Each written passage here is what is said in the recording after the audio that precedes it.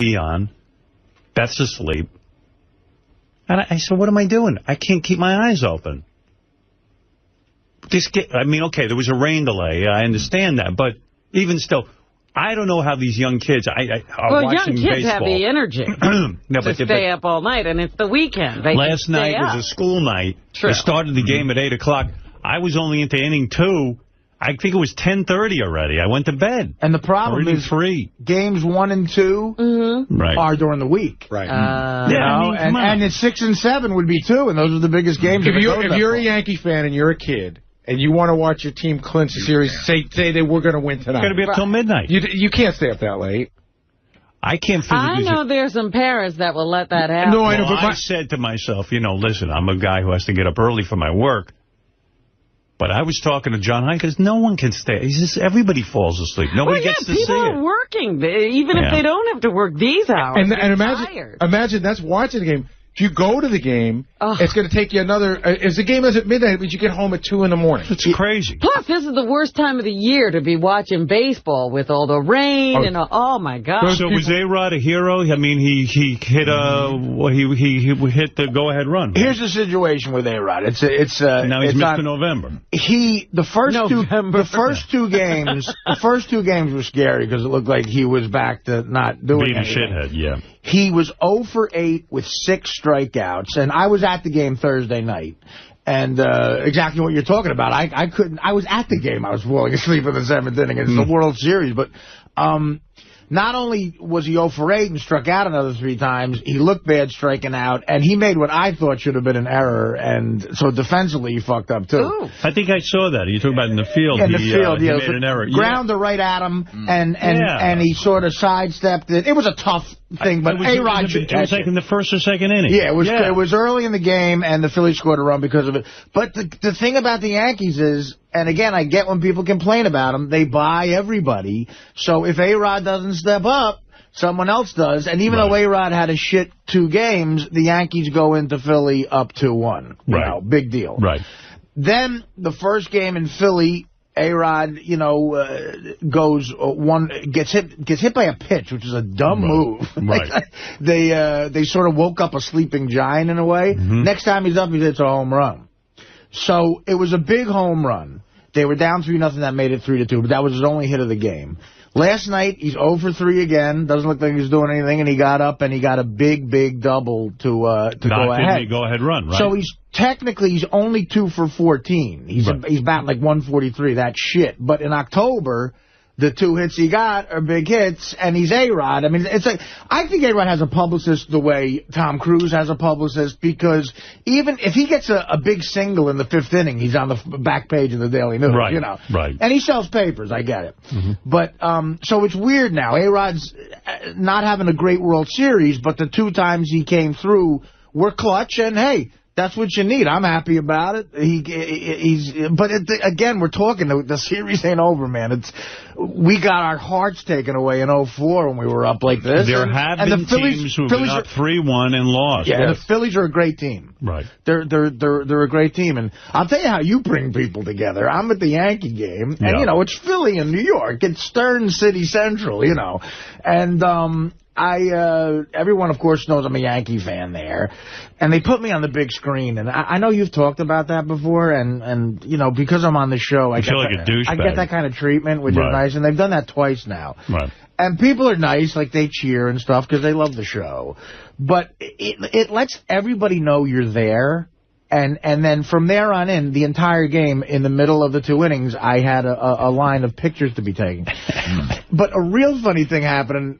The guy sitting behind me was kind of like a Gavone type of guy, and he, I love you, the whole game. And he was funny though. Mr. America. When they put us on screen, he goes, they saw him too, and my girlfriend and my uncles, and he goes, dead serious. He goes, that wasn't on television, was it? Oh, my God. Like, he shouldn't be there? I go, I don't know. I mean, I don't think they put me on TV. I don't know. Maybe it was just for the crowd, And he goes, I got some shit going on. That wasn't on television. And I go, dude, I can't guarantee you it wasn't on television. Yeah, it's not my problem, He goes, like, now he's involved with you. And then he goes, because I know you fucked with that Joe Buck asshole, because maybe they want him to talk about you.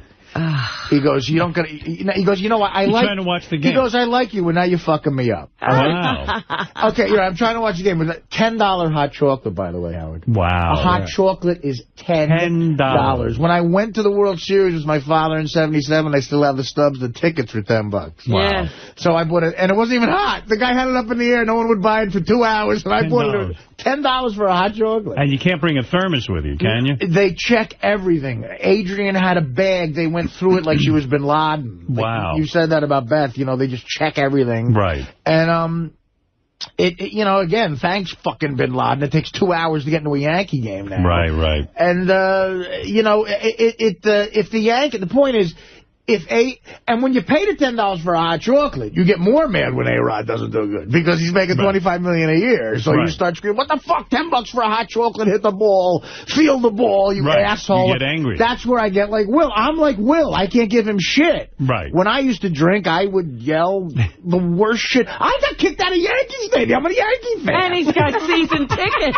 What were you doing? Oh God, what was I doing? What wasn't I doing? Right. Gary's been to a game with me before, but I. What did he do? I told you, his old seats were about 6 rows back of the third base. Yeah. So the third base coach, you could throw a piece of paper and hit the guy. So Artie starts to obsess on the third base coach, what he looks like, what he's wearing, his shape and size. So he starts to yell at the guy, yell at him. The day we were there was a guy who was, those old guys, first of all, they have to wear baseball uniforms. They're like 70-year-old men in baseball uniforms. Which no other sport does, by the way. Like Andy Reid doesn't have to wear an Eagles uniform. Right. So the guy was one of those old guys.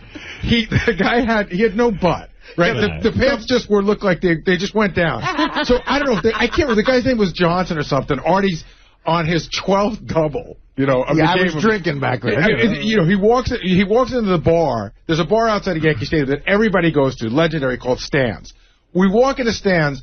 Artie has 6 shots of Jack shoved into his hand before he can blink. We get out of there. We go to the game. They come around. Artie says, "Give me 4 doubles."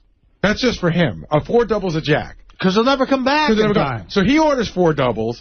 Then Artie gets up to go to the bathroom. Maybe it'd be nice to have a little breather between Jack's, and Jack. Yeah, have some water. Artie gets up to go to the bathroom. They come back again for drinks, and I feel, well, Artie gave me the ticket, so I said, "Bring me 4 doubles." Artie comes back from the bathroom with 4 doubles. And I said, "Well, I ordered 4 doubles." He goes, "Great." Great. Now I'm all set. So now Artie has now had $12 drinks. He's had 5 shots at Stan's and 12 doubles.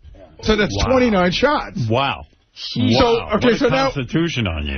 So now he's working up. He's watching the game, and how's he awake to yell anything? I have a better Constitution than America. So you drunk off your ass after that? You have.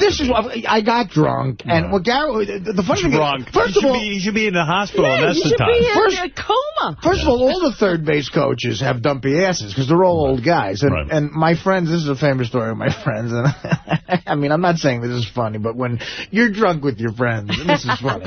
So the third base coach, the Yankees are killing this team, right? And he looks miserable. He's probably making no money. He's on the road. Real dumpy ass. And his last name was Ludoff, okay? So I'm ossified by the 6th inning. Now, because my seats are 4 rows behind third, he can hear everything I'm saying. So I start going, "Ludoff, the third base coach, had a very dumpy ass." And that's all he kept saying was that verse of Ludoff the Red.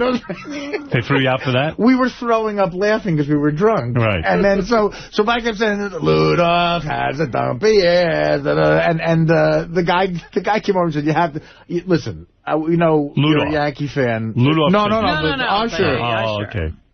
You can't say dumpy-assed as kids here. Right. And again, when I was a kid, I remember a guy asking me to hold his beer while he rolled a joint. Times are different. Yeah, but I do remember going to games with my dad, and they'd be drunk guys. Sitting next to Artie? And it scared, but it scared me. I remember it was scary because there were old guys, like they smelled like liquor and they were just like getting crazy. That's what the usher is trying to do. Get this Did you very say to the scary usher, man to quiet down. Did you say to the usher, "Can I sing Ludoff has a dumpy butt"?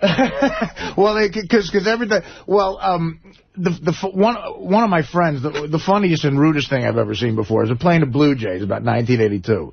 It's a man with his 16-year-old daughter and his 10-year-old son. Now, the son has a little Blue Jay shirt on. There's upper deck at Yankee Stadium.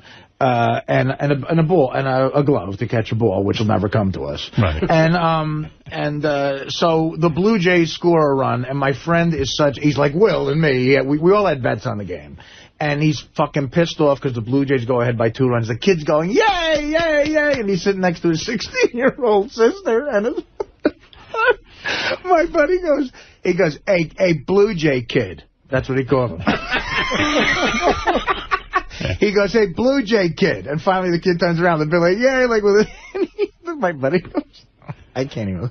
What did he say? My buddy goes, your buddy. I fucked your sister last night. Oh, no, was your child? God. How old? It was, she was 16, I think. I don't know. She was an adult. I hope they threw you out. The father hears it. Oh, boy. So now he turns around and goes, what the fuck did you just say? What the fuck? My buddy goes, I said I fucked your daughter last night. Oh, so now it was our fault. Yeah. You think? Really? And so the guy swings, me and my 2 buddies swing, and then we got thrown out. Well, yeah. But, yeah, no, that should happen. Wow. That was bad. That's bad. She could have said that to one of your kids. You fucking believe me, I would. You don't even have kids, and you would go nuts. I saw again, the stuff you see your father do. I saw a guy threw a beer bottle at me once. Wow. And I saw my father. You talk about therapy. I saw my father pull a guy through his car window, and like literally, like. Well, he's like, right. The guy cut us off, and my old man. We were coming back from sleigh ride, and I'll never forget it. Like one of those $3 sleds, going down a main drag, and it was like 1978, so they all looked like they were in the Eagles or something, and they threw a Bud bottle at me and said, fuck you. And my father fucking just chased them, cut them off, ran and punched through the window, broke the glass of the window. So there you go. And pulled the kid out. I didn't say it. My friend said it. I would never say that to I really would never say that to a kid. But, you know, protected you. So the dad was right. He went and he stuck up for his daughter. The third base, the third base coaches caught a lot of. There was one guy called Kim who was an Asian guy. Yeah. He was a Red Sox third base coach, and he was about 2'8". Okay. Right. And we kept calling him Little Kim. And doing all stupid jokes like, hey, Kim, and every time we go, hey, Little Kim, and then he would finally look at us, and we'd go, how does it feel to be the last guy to know it's raining? Every dumb short joke. So anyway, you went to the... What was they asking? Gary was with me at the game, and we fucking... Yeah. Hey, can I just say one thing about A-Rod? You know, he's supposed to be the classiest guy in the world, you know, Armani suits and everything. I'm watching the game Saturday night. They put the camera on him. He's at third base. He punches a glove. He did the grossest thing. He takes his finger and he presses it against one nostril, and he blows the biggest snot rocket I've ever seen. I was watching the game at that point. Yeah, what is going on inside him? He's always goobering and clamming. He's a twitchy kind of dude. But I mean, it was almost like they said, you know, we're going to put the camera in. He had no idea. Hold that nostril down, and the snot goes like 10 feet. Hey, so talk about this concert you went to. Oh, the Rock and Roll Hall of Fame show Thursday night. Yeah, listen to this, man. Baba Booey saw a good one. Listen. I have to say, probably one of the top 5 concerts I've ever seen. Over close to 5.5 hours. Wow. Madison Square Garden. Madison Square Garden. Not a dead moment. In honor of the Rock and Roll Hall of Fame. Why are all these guys trying to raise money for the Rock and Roll Hall of Fame? Well, Ross and I were talking about that. I think they're just all about the preservation of, you know, of putting and together. Archiving. Just archiving, keeping a museum together so that in 100 years people know. But, you know, you're right. It's weird. You can't get this. You couldn't get this lineup together against nuclear war. Exactly. You know what I mean? I mean, Jackson Browne couldn't get the No Nukes concert this could have built. But go ahead. It was one of the best concerts I've ever seen. So it was divided into. There were 4 main acts, and then each of the acts came out, and then they would have a bunch of people with them. So the first act that came out is Crosby, Stills, and Nash. Wow. They come out. Well, the show starts. We hear there's going to be a special guest, right? And Ross and I were on the fence about whether to even go to the show. You know, ticket was like $250 for like not even a great seat. Mm-hmm. They bring out Jerry Lee Lewis, And the guy's going to die any minute. I mean, he's got that gobbler, and he's doing the piano, and he's got a weak voice. And I go, God, is this going to be one of those sad shows where it's just a lot of old people? After that, it was just all the way uphill. Well, it's like when they tortured you with Ravi Shankar at the George Harrison concert, whatever that was called. Concert for Bangladesh. Concert for Bangladesh. They torture you with Ravi Shankar for a while, and then the concert gets really good after that. So you always got to be tortured. Tom Hanks comes out. He introduces... Tom Hanks? Yeah, he does a whole rap about how important it is. He introduces Jerry Lee Lewis. Crosby, Stills, and Nash at the stage. They do a bunch of songs. They sound, pretty good. They do the hits, none of that new shit? Howard, everybody that comes out does nothing but hits. All right. They do, at one point, I can't remember the order, but it was Teacher Children, Marrakesh Express, but there's another song that you would really like. I just can't remember the name of it. Then they bring out Bonnie Raitt. She sounds phenomenal. She does one song. Right. They bring out Jackson Brown. He does a Pretender and another song. Sounds fucking phenomenal. Then they bring out James Taylor. And when you say they bring out, do they have multiple, setups so that people... No. In other words, these people come out to play with Crosby, Stills, and Nash. Oh. So at times Crosby, Stills, and Nash are backing people up. Go ahead. And so then James Taylor comes out. So that whole thing takes like an hour. Wow. And that's great. That would be enough for me. That's great. Yeah, that's a concert right there. Yeah. The second person out, it takes 5 minutes to switch the change, really? To change. Second person out is Paul Simon. He comes out, does a bunch of his solo stuff, and then he brings out, because now he's, Crosby, Stills, and Nash were representing, the West Coast. They were doing themes, right? So now Paul Simon's representing New York. He does a bunch of his solo songs. Then they bring out Little Anthony and the Imperials, and I go, 6 guys in their 70s. They do one song, a cappella, sound phenomenal. And it's great. I'm like, I like Little Anthony and the Imperials. They're, they don't overstay their welcome. They're great. Right. I forget who, I'm leaving out a bunch of names, but inevitably he brings out Garfunkel. And they sing together, and they are phenomenal, Howard. They are. Phenomenal. I mean, they both sound great together, and it almost makes you think, why don't they play together more? Because Paul can't stand art. I wonder. I mean, they got together for this, but it's almost like it's their duty to sing together at least every 5 years because they're that good. Wow. Then a little bit of in other words, when Simon's doing his solo stuff, it's not half as good as when he's with Garfunkel. It's good, but the Simon and Garfunkel stuff is iconic, and they just sound great doing it. Listening to them, I thought to myself, they could get together tomorrow and write a bunch of new songs, and it would probably sound great. I don't know if they'd be great songs, right? But they're still in that great a form. Go ahead. Take a little bit of time. Okay, a little bit of technical difficulty, 20 minutes. Stevie Wonder comes out, and he's great. And I can't even remember, at one point, John Legend came out, and they did a couple of Michael Jackson songs because that's representing sort of the soul Motown part. And again, I'm leaving people out that came in and out. Then he's done after his 45 minutes. Springsteen comes out. Wow. And Springsteen just won't leave. I saw that the show was supposed to be over at 11:47. So there was a 20-minute, delay. I left at 1:30. They were doing the last song, 1:30 in the morning. So how long was Springsteen on? Springsteen was on. He did his songs. He brought out Sam from Sam and Dave, right? Right. They did 2 songs together. Again, I hate it when guys get together, do the old songs. Sounded phenomenal. They did Hold On, I'm Coming and Soul Man. And Bruce on for 2 hours? Bruce was on for an hour 45. It sounded great. Then, when you think there's nothing left, Bruce does this whole rap about, New York and Long Island, New Jersey and Long Island used to be connected, and now we're going to connect it again. Billy Joel comes out. Wow. And then they do a bunch of songs together. I mean, it was a phenomenal show. Wow. What time did you get out of there? I left at 1:25. I got home at almost 3 in the morning. Wow. Jesus. That's some show. But I never, unbelievable. I never sat there at any time and looked at my watch and go, oh, my God, this is boring. Or you're just having a great time the whole time. Because nobody stayed on long enough to bother you. Wow. Wow. Who'd you go with? Ross. And is that when you went to dinner with him? Yeah, we went to dinner before. Listen to this. Gary comes in this morning and says to me, I'm never going to dinner with Ross again. I go, what happened? I figured it was behavioral, but it wasn't. Tell that story. Ross always knows where, the cool restaurants are and good stuff. He says, he knows I love sushi. He loves sushi. So he says, let's get sushi. I know this place. He goes, really good.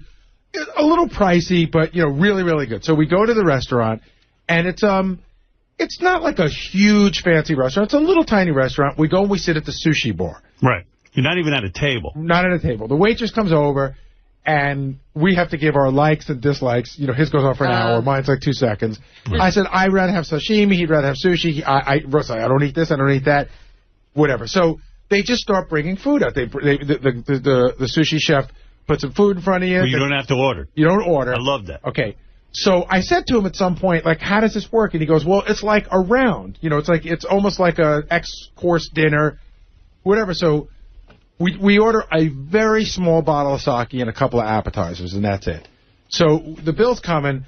I said, what do you figure? You know, $200 between the two of us? He goes, nah, it's a little bit pricier than that. He goes, probably like $250, $260. They put the bill down. I open it up. Before tip, it's $4.85. What did you eat? Let me tell you something. That's insanity. Yeah. It's sushi. First of all, where's he getting this money from? Well, he wasn't expecting this either. He said he'd eaten there a couple of weeks before. Yeah. And it wasn't anything like that. That's more than pricey. So what drove it up? Is it sake? No. It wasn't the sake. The sake was. We saw the price of the sake. How much was the sake? It was $29 for a small little... And you shared that. And we shared that. Right. And then I think we each had a glass after that. So say we spent $50 on alcohol. On sake. What the hell? And then we ordered a round of steamed dumplings. So I don't know what that... It's 180... What's the name of this fucking place so I don't go there? Sushi for Gary. Sushi for Gary. Gary, G-E-R-I. Sushi Maybe that's what Gary. I know. Sushi for Gary. It was Gary Sushi. He owns Sushi for Fa Foha. It was $180 each just to sit at the sushi bar. And then I think when it was done, Ross ordered an extra thing. So it's $360, another $50, $410. I don't know. It was $480, and then we had to leave a tip. So it was in essence. What'd you leave for a tip on that? We left it. He was so pissed. He's like, I'm only leaving $40. So on $240 each, we left $40, which is 15%. Yeah, well. And so basically $300 a head for sushi. Now, is the sushi incredible? It's very good. Not that good. But I said there's a place I go to on this block that probably costs 10% of what I paid that night, and the sushi's like 80% as good. Right. Like, it's just, it wasn't like the ambiance was great. Like, listen, even if you go to Nobu, it's pricey. I've been at Nobu. I've seen Chris Rock. I've seen Derek Jeter. You haven't seen anyone famous, even. No. Yeah. I saw you, Ross. Wow. It's the most I've ever paid for a meal. This Ross, he doesn't spend a dime on anything. Sure he does. I mean, no, he on himself, but not on his wife. I don't know about that. He keeps her on austerity. And I don't blame him. You got to keep a woman in line, but then he goes out for 300, 400. What? He wasn't 400. How much? It was 480. 480. And then with the tip over $500. It was with the tip. It was a 480, and we left 80. It was 560. Just the two of you? Just the two of them. Let me tell you something. Does the waitress give you a happy ending? I wish. That's 4 people at Nobu. Right. And Nobu is the best eating experience I've ever had. Right. I mean, first of all, I know Ross got a couple of mortgages. What the hell? Where's he getting this money? He was not expecting. I'm telling you, he expected the bill to be about $250. It was, but I've never been off by double on a bill yet. You know what I mean? I've never been off by double the amount. I was pissed. There was one time. But so was he. There was one time I thought a White Castle was going to be a quarter. It was 50 cents. My God. That's crazy, man. Manhattan's just crazy expensive. But you don't have to do that to get good food. But, you go out with someone. Here, 8 pieces of tuna sushi and 1 roll is $49 at your place that you went to. They handed me this. Yeah, but again, how much sushi did they eat? No, I mean, what did you eat? No, we ordered, like I said, we didn't order sushi by the piece, which we said in retrospect we probably should have. We ordered, you sit at the bar, that's part of the experience. Ross has to, I don't know, there's a Japanese name for it when you get... you sit there and the chef just makes you what he wants. Yeah, it's called getting hosed. I mean, what are you kidding me?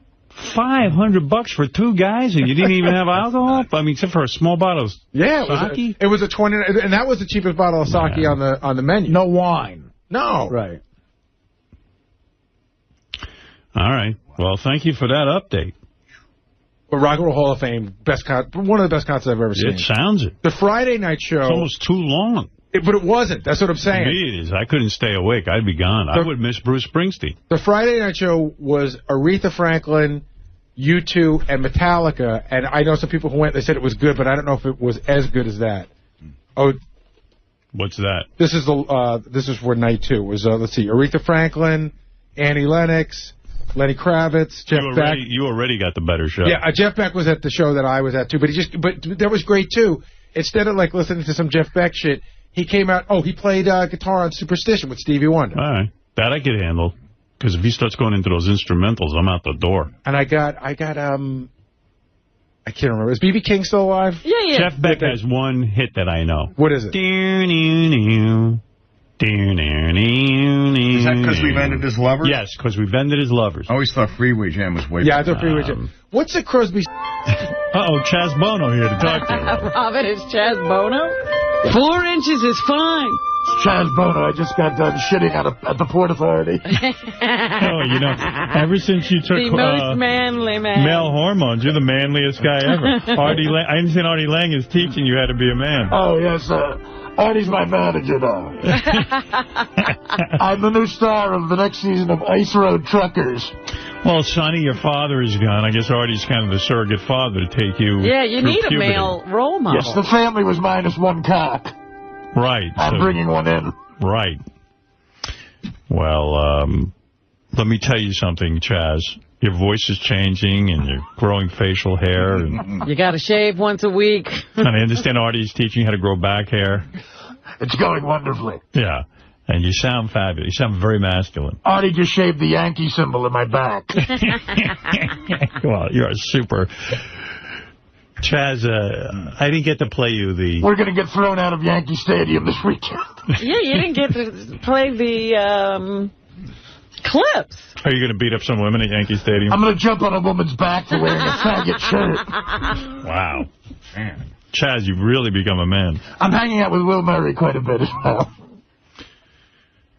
Let's see. Chaz Bono. Oh, Chaz won't talk about what's below his waist. Because as far as I can tell, they can't make a fake penis. And does she talk about the fact that she got the breast lopped off? That she'll talk about, yeah. Yeah, that's fine. Here, this is the real Chaz. Chaz has been going through hormone therapy and has undergone surgery to remove his breasts. Do you have to undergo further surgery or surgeries to complete the process? And that's really a kind of a personal decision, and I don't really feel, comfortable talking about anything below the waist. So I'm going to... That's got to be a nightmare. So she sounds like an effeminate man. My pussy is off limits. I should have teabagged that bitch. Excuse me, Mary Hart. I prefer not to talk about my pussy. I mean, cock. Instead of talking about my pussy, Mary, how about a Blumpkin? By the way, tell the people I'm shitting during the interview. In a porta-john. Just keep that private for now. Fair enough. Actually, I was going to walk in the door and tease you about all of these years referring to you as her. I know. And now it's him. But sitting here talking with you, Chaz, it's going to be much easier to walk out the door and always, from here on, refer to you as him. Well, that's good. Thank you. I appreciate it. Bottom line, what's the most important thing about this for you? The most important thing about this for me is that my outsides are finally starting to match my insides. And he's not acting like a guy, but he still sounds like kind of a feminine guy. He sounds like an effeminate guy. He's like, thank you. What does that mean? He should be like, you're funny. I should rape you. Yes, I'm changing my name to Leonard Marshall. Leonard Marshall? What's that mean? Because he's very manly. Oh, okay. Here, Chaz, I'm not talking about what's below my waist. Can you imagine? What's below your waist, Chaz? Who knows? Hopefully some pussy soon. No, but I'm saying what's below your waist? A lot of balls and a lot of cock. They can't they can't make a cock. So what they do is I heard the clitoris gets very enlarged. But what do you pee out of? My horse cock. He actually comes out of my nose. I'm sorry I pissed on you. Here, Chad. If I look at the sun too long, I piss out of my nose. So your plumbing's all screwed up. Yeah, there's been some side effects. There was some rewiring. They told me the operation had some side effects. They said, like, what? They said, well, like, you might become a dude. They actually took a beer can and molded a cock out of it. It's a combination of a dick and a pussy. It's called a dussy. Here's Chaz. I have a dussy? I have a dussy. Here's Chaz talking about hormone therapy. And I like the woman goes, I was going to come in and tease you about, tease you. Yeah, you can imagine the teasing that must go on for poor Chaz. I'm going to tease you. Yeah, if you teased me, by the way, I would have shoved you up the chimney. Chopped you up and buried you in a wall. Yeah, Mary, nice fucking legs. I wish I had those, so I'll just take them. As part of his transition, Chaz undergoes hormone therapy, which includes testosterone. The hormones have clearly changed your voice. Was that something that was a real adjustment for you? You know, it does it in stages. So, no. To measure the change, listen to this interview from 2002. I didn't have a lot of outlets, and I didn't have anybody else to talk to that had gone through this. I'm literally going through puberty. I get to experience puberty the way that I should have and the way that I wanted to. Are you growing a beard, Chaz? Do you shave? I shave about once a week now. So why it's shave? Certainly not thick. It kind of started to come in like just like peach fuzz, you know. And so it's kind was of that thick kind of a thrill for you? Oh my God, yeah. Must have been. It was great. It was great. Yeah. You know, I always wanted to shave. What effects have the hormone treatment had on you? They lowered my voice. I'm growing hair on my teeth. I'm having a bar mitzvah.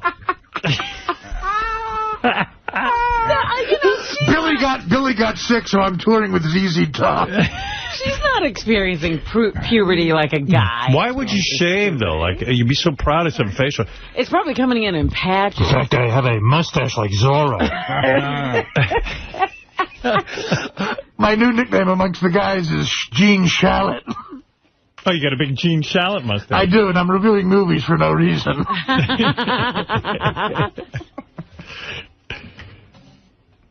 I forget why Chaz has the impression you have to cup your hands over your face. I do, yeah, all the time. Why is that? I don't know, because I'm not talented. It's funny. No, I like that. I mean, I like that Chaz can barely be heard. Well, Chaz has to sound different than Artie. Right. I asked Mary if I could do the interview in a closet. I've been in here for so long. Because as far as I can tell, when you have this operation and you're a chick, like, as much as you want cock and balls, there's no way they can give you balls. No. Like, not even like a fake pair of balls. Right. Like, glue them onto the bottom of your vagina. I mean, I suppose they could make up something and find some skin from somewhere and put some prosthetics in it. It'd be cool if they glue some balls onto it. Like, just to cover up half your vagina. Just a couple of golf balls. You get like a big hot dog to act like a penis, and then you leave a little hole for the pee to come out. My mother did me a favor and made a very awkward phone call. Greg Allman is giving me his balls. Cher would embrace her daughter being gay, but how does she feel about this life-changing experience? Chaz remains private about that, telling me he cannot speak for her, but he is making a major effort to bring understanding to everyone in his life. Has anybody said, whoa, do you really know what you're doing? Not once I talk to people about it. And, you know, the people in my life are just, you know, happy that I'm doing this and seeing the positive effect that it's having on me. One of the benefits is I'm fucking a lot of girls that look like my mom. Like, I'm dating a Cher lookalike. I'm going to fuck her hard with my hot dog. Most Cher lookalikes are female impersonators. Artie taught me to say hot dog instead of penis. Artie's a real man. I want to be just like Artie when I get full transition, like a werewolf. For breakfast, Artie made me some chicken jambon. Yeah, when I was a girl, I used to have, like, tea and crumpets. Pussy. Now, I have... What do I have? Chicken jambon pizzaio fiadero. And I just got a new career. What's that? I'm running numbers at the port in Brooklyn. She's a longshoreman. I'm more of an enforcer. You are so manly since you met up with Artie. I recently broke someone's thumbs. Would you say Artie was the key to putting it all together? Artie is my new dad. All right. He's a wonderful dad. I can't wait for the two of you to go to a ball game. Oh, we've been. Robin. Yes? Smell my finger. Guess what I just had? I had a little veal pomodoro. Oh, ever since you met Artie. You used to be a vegan when you were a girl. Yeah, and that went out the fucking window. Now you're eating every animal. What did you just eat? This morning at 4 a.m. I had some chicken scarpiello with a little andiamo alige. Before you went to the port? Before I went to the port and broke a man's thumbs because he owed somebody $52. I recently threw a forklift at a man. So that testosterone gives you super strength. Yeah. Picking up forklifts. Picked it up, my pussy started to bleed.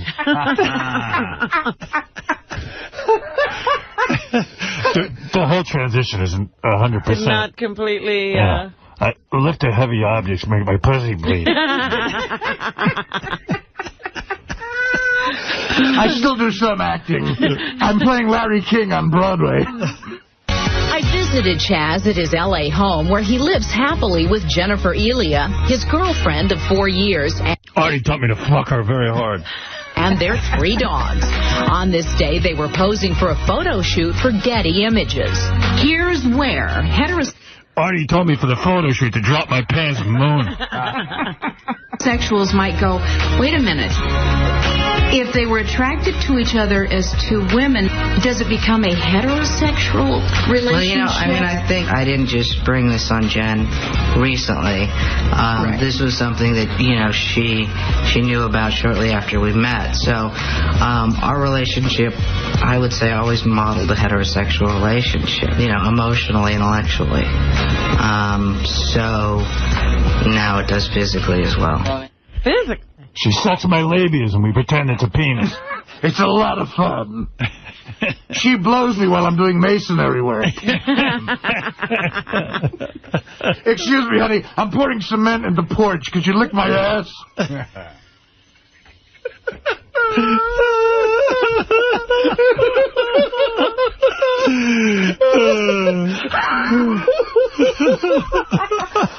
Honey, very sad. Honey, while I'm breaking a man's thumbs, could you give me a rusty trombone? Do you think that one day she'll get to a point where she's like, this isn't all it's cracked up to be? I think she's almost there. If it wasn't for Artie helping her through this. If it wasn't for Artie and his compassion, I think I'd kill myself. Now that you I know when you were a girl, you would go to the bathroom, close the door, and if you took a dump, you'd do a courtesy flush. What do you do now? Well, now I just don't flush. You don't flush at all? When's the last time you flushed? The last time I flushed was 1988. Smells like a zoo in there. You got a big pile of shit coming. A big pile of shit. Artie taught you that? Yeah. Well, now I never flush because the toilet at the Port Authority doesn't work. I leave my mother's mansion to go shit at Union Station. That's what a man would do. Well, you've learned a lot, I'll tell you that, man. You're so manly. You're more manly than anyone I know. I'll tell you that. You're shitting. And... Yeah, why even use a bathroom? When you eat dinner, you eat dinner and then you go take a big shit? Actually, I multitask. I shit while I'm eating. Wow. That's more manly than anyone I know. Pizzaiol's going in, Jumbot's going out. Artie taught you to eat that? He taught me how to do everything. All right. And I sweat out peppers. He's responsible for it all. Well, good for you. I have one eyebrow. Wow. Well, you look like a man now. Oh, thank you very much. And you're shaving once a week. But don't shave. Grow a big beard. That's what I'm thinking of doing. Yeah. Look like Rick Rubin. I love to look like Rick Rubin. Yeah, that's your hero. It's great to be Rick Rubin without the talent. Yeah. You want to be just like Rick Rubin physically. Yeah, exactly. Well, what does Chaz do for a living? I kill people. Artie tell you that? Yeah. You want to make a little extra cash? All right, Chaz, good luck with your sex change, whatever it is, and good luck with your lessons from Artie. All right, Robin, what else is in the news? Well, what are we doing, Howard? We're lagging behind. The Chinese...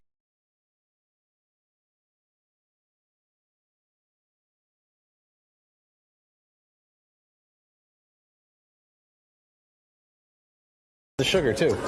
Oh, is that right? Well, of course. If this is 99% cocoa in here, right, there's only 1% left for sugar and vanilla, and that's it. So I see. What I'd love you to do is try this one here. It's one of my favorites. It's a dark roasted praline called Icar. Now, I never know, should I jam the whole thing in? Because that's what I would do. And this one, take about half. Take a bite, okay. I'm showing restraint here. About 5 seconds, 7 seconds for the full flavor of this one to come about. That's a good one. Now, is there like a, what's the taste I'm getting in there? Like hazelnut? It's hazelnut and almond praline, slowly made and dark roasted so that it pairs beautifully with the dark chocolate. We have other pralines such as you have here and here, but they're a bit sweeter than this one. But I like to start you with the full richness of this one here. Now, can I ask you a question? Anything. So I swallow. What's a praline? I hear that all the time. Praline is where you take almond and hazelnut usually, and you slowly grind them with sugar until they become somewhat of a paste. Okay. This here is the reason why we opened this store with a liquor license, giving new meaning to the term chocolate bar. And put the whole thing in your mouth, pull off the stem, and then bite in. And make sure your mouth is closed because there's enough booze in there that you'll dribble if you nibble. That's it. And mind the pit. And this is a chocolate-covered Morello cherry and kirsch. It's not that sort of sappy, syrupy maraschino cherry that you might have had when you were a kid. Watch the intensity of the kirsch at first and how it pairs beautifully with the chocolate. And then as you get sort of the sweetness of the cherry with the reminiscence of the kirsch, you kind of get a dance between the three. This one has a real liquor flavor to it. What's the liquor that's in there? Kirsch. And kirsch is a cherry liqueur, and the cherry itself is cured in kirsch in the Michel Cluzel factory in Normandy, France for about 9 months. And, any chocolate will taste good when you swallow. Right. But I'm not going to let you wait that long. We got a lot of chocolate for you to try here. I got a question. I'm just, because it jumps out at me. I'm like, whenever you're a chocoholic, you always want to get the most that you can get. So I keep looking at this one that says 99%. So what's going on there? Well, again, when you see it, if a chocolate bar doesn't tell you the cocoa percentage, they got something to hide. Right. These days, you should be told what is the cocoa percentage in any pure chocolate. This is a bonbon that is made with 99% cocoa. And so because there's ganache inside, meaning a little cream melted with the chocolate, it's not fully 99% potency, but it's got all the rich and darkness. So try that one.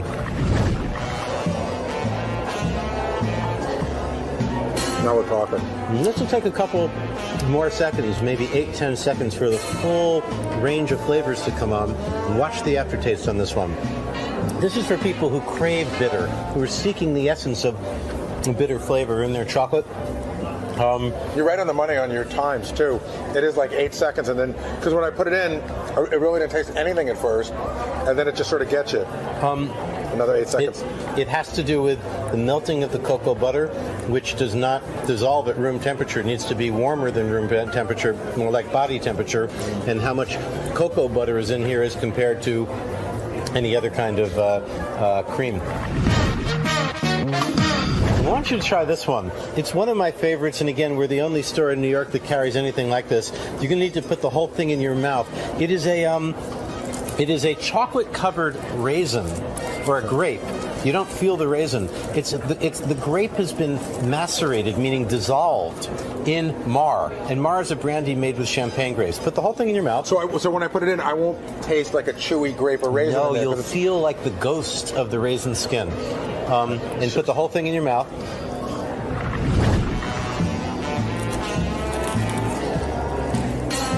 So, if you like spirit, if you like chocolate, there's no selection like that. And that, again, is a brandy made of champagne grapes and twigs. I like more of the like the pralines and the other stuff. Although here's another praline I want you to try. This is a praline with almonds, no hazelnut. So you notice now that I know what praline means, I'm like throwing the word around like nobody's business. Let's have a praline, Richard. Cheers. Cheers.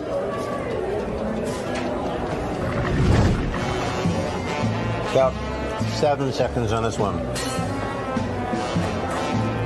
Got it. Notice the darkness of the almond flavor, and then watch the aftertaste on that. We also have a lime marcolat, or the chocolate-covered orange. Let's try the lime. Let's try the lime? I like lime. Lime's a good flavor for me. Wonderful. And here, they've made a lime fruit puree, mixed it with a milk chocolate, and surrounded it by a milk chocolate. This pairs beautifully with champagne. In fact, we have some cocktails ready for you. What's the chocolate that's in there? Seems like a softer, almost like a nougat, like a mixture. It's not like it's more like it's been whipped. Okay, so it's not hardened.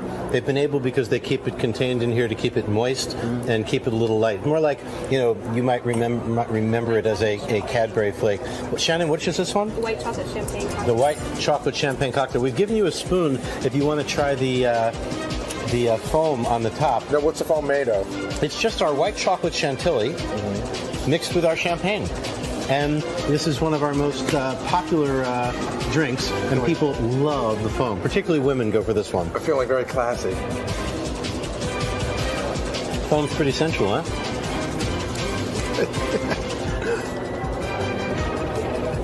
And then you can drink.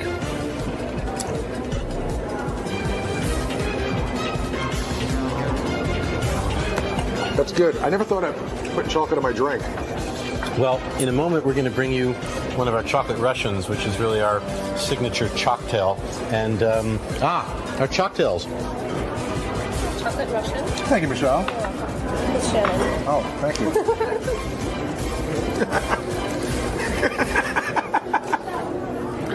It's Michelle is Michelle Cluzel. Exactly. Now. Cheers. But he's a 76-year-old French gentleman. So I think you'd like Shannon better. I do. All right. Well, cheers. This has a full dose of vodka in it and absolutely packed with great chocolate. See, that's good. It's like chocolate milk. You get a buzz on. So this I've been looking at the whole day. I've been dying to know what's in there. It's sultane. It's got Janduja, which you tried before, with some brandy and vanilla pod. Try one. You'll need your napkin. Okay, so... Yeah, take it from the top. You need a bigger bite to get to the center, but the outside itself is pretty amazing. And then once you break that inside coating and get to the amazing brandy on the inside. So there's almost like a piece of candy within the candy, right? Yeah, there's more than candy in there. There you go.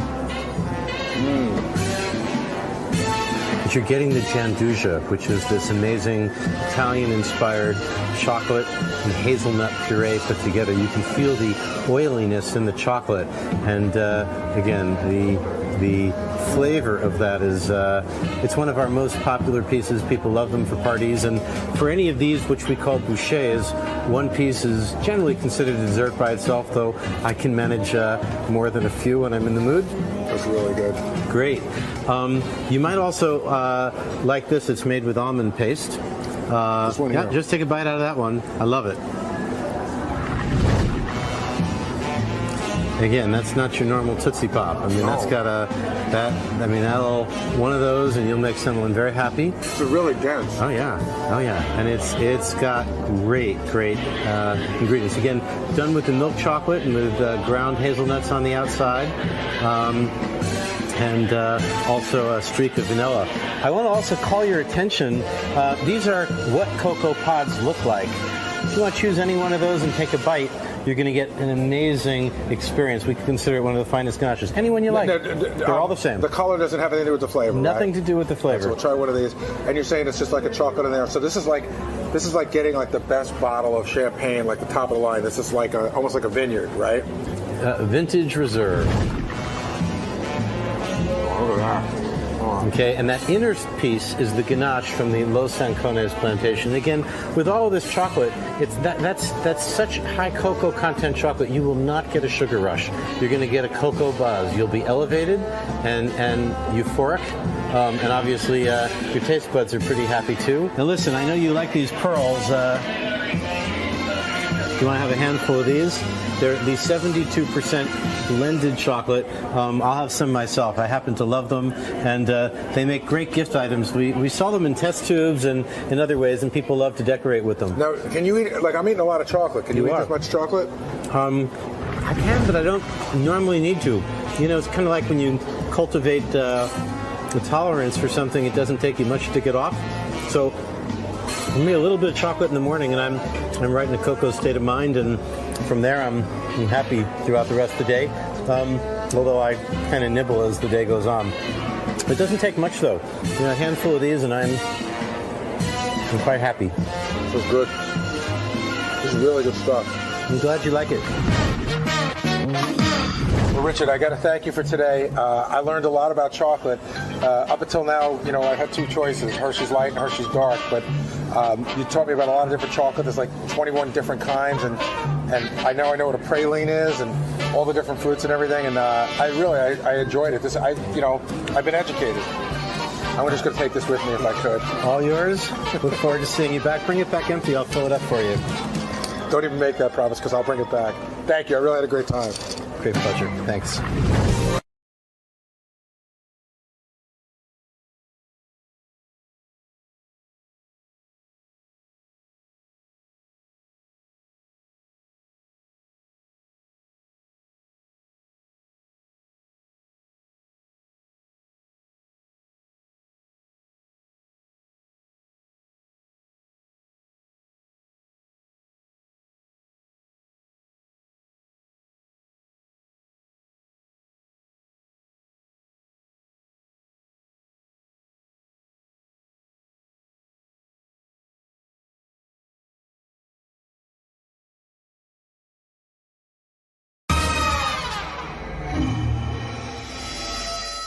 Coming up, which is the way we're going to launch our new album, which is Duran Duran's Red Carpet Massacre. We're here at the Howard Stern Show, very excited. We're so nervous. Very. We are like freaking out. I'm sure you guys are doing all right. No, we're really nervous. We're really nervous, mate. Psoriasis is coming out. It's like, oh God. Did you say nervous? Nervous? No, I didn't think so. All right, guys, good luck. We're tired. Yeah, it is a bit early. But good job, there's grapes. I appreciate it. And where there's grapes, there's grass. Yes. And when there's grass, there's cows. Where there's cows, there's milk. Right, and where there's milk, there's breasts, which brings us to the Howard Stern Show. Of course. Look who I'm here with. I'm here with Duran Duran. Welcome, gentlemen. And lady. Good to be here. Hello. Hey, what's happening? Good morning. We're up and early. Yeah, these microphones are working good. Okay, I'm in business. Duran Duran. I haven't seen you guys in a long time. Yeah. I think I had you in my studio. I was trying to remember back when, like 1980 or something. And that chick Fern, somebody was on it.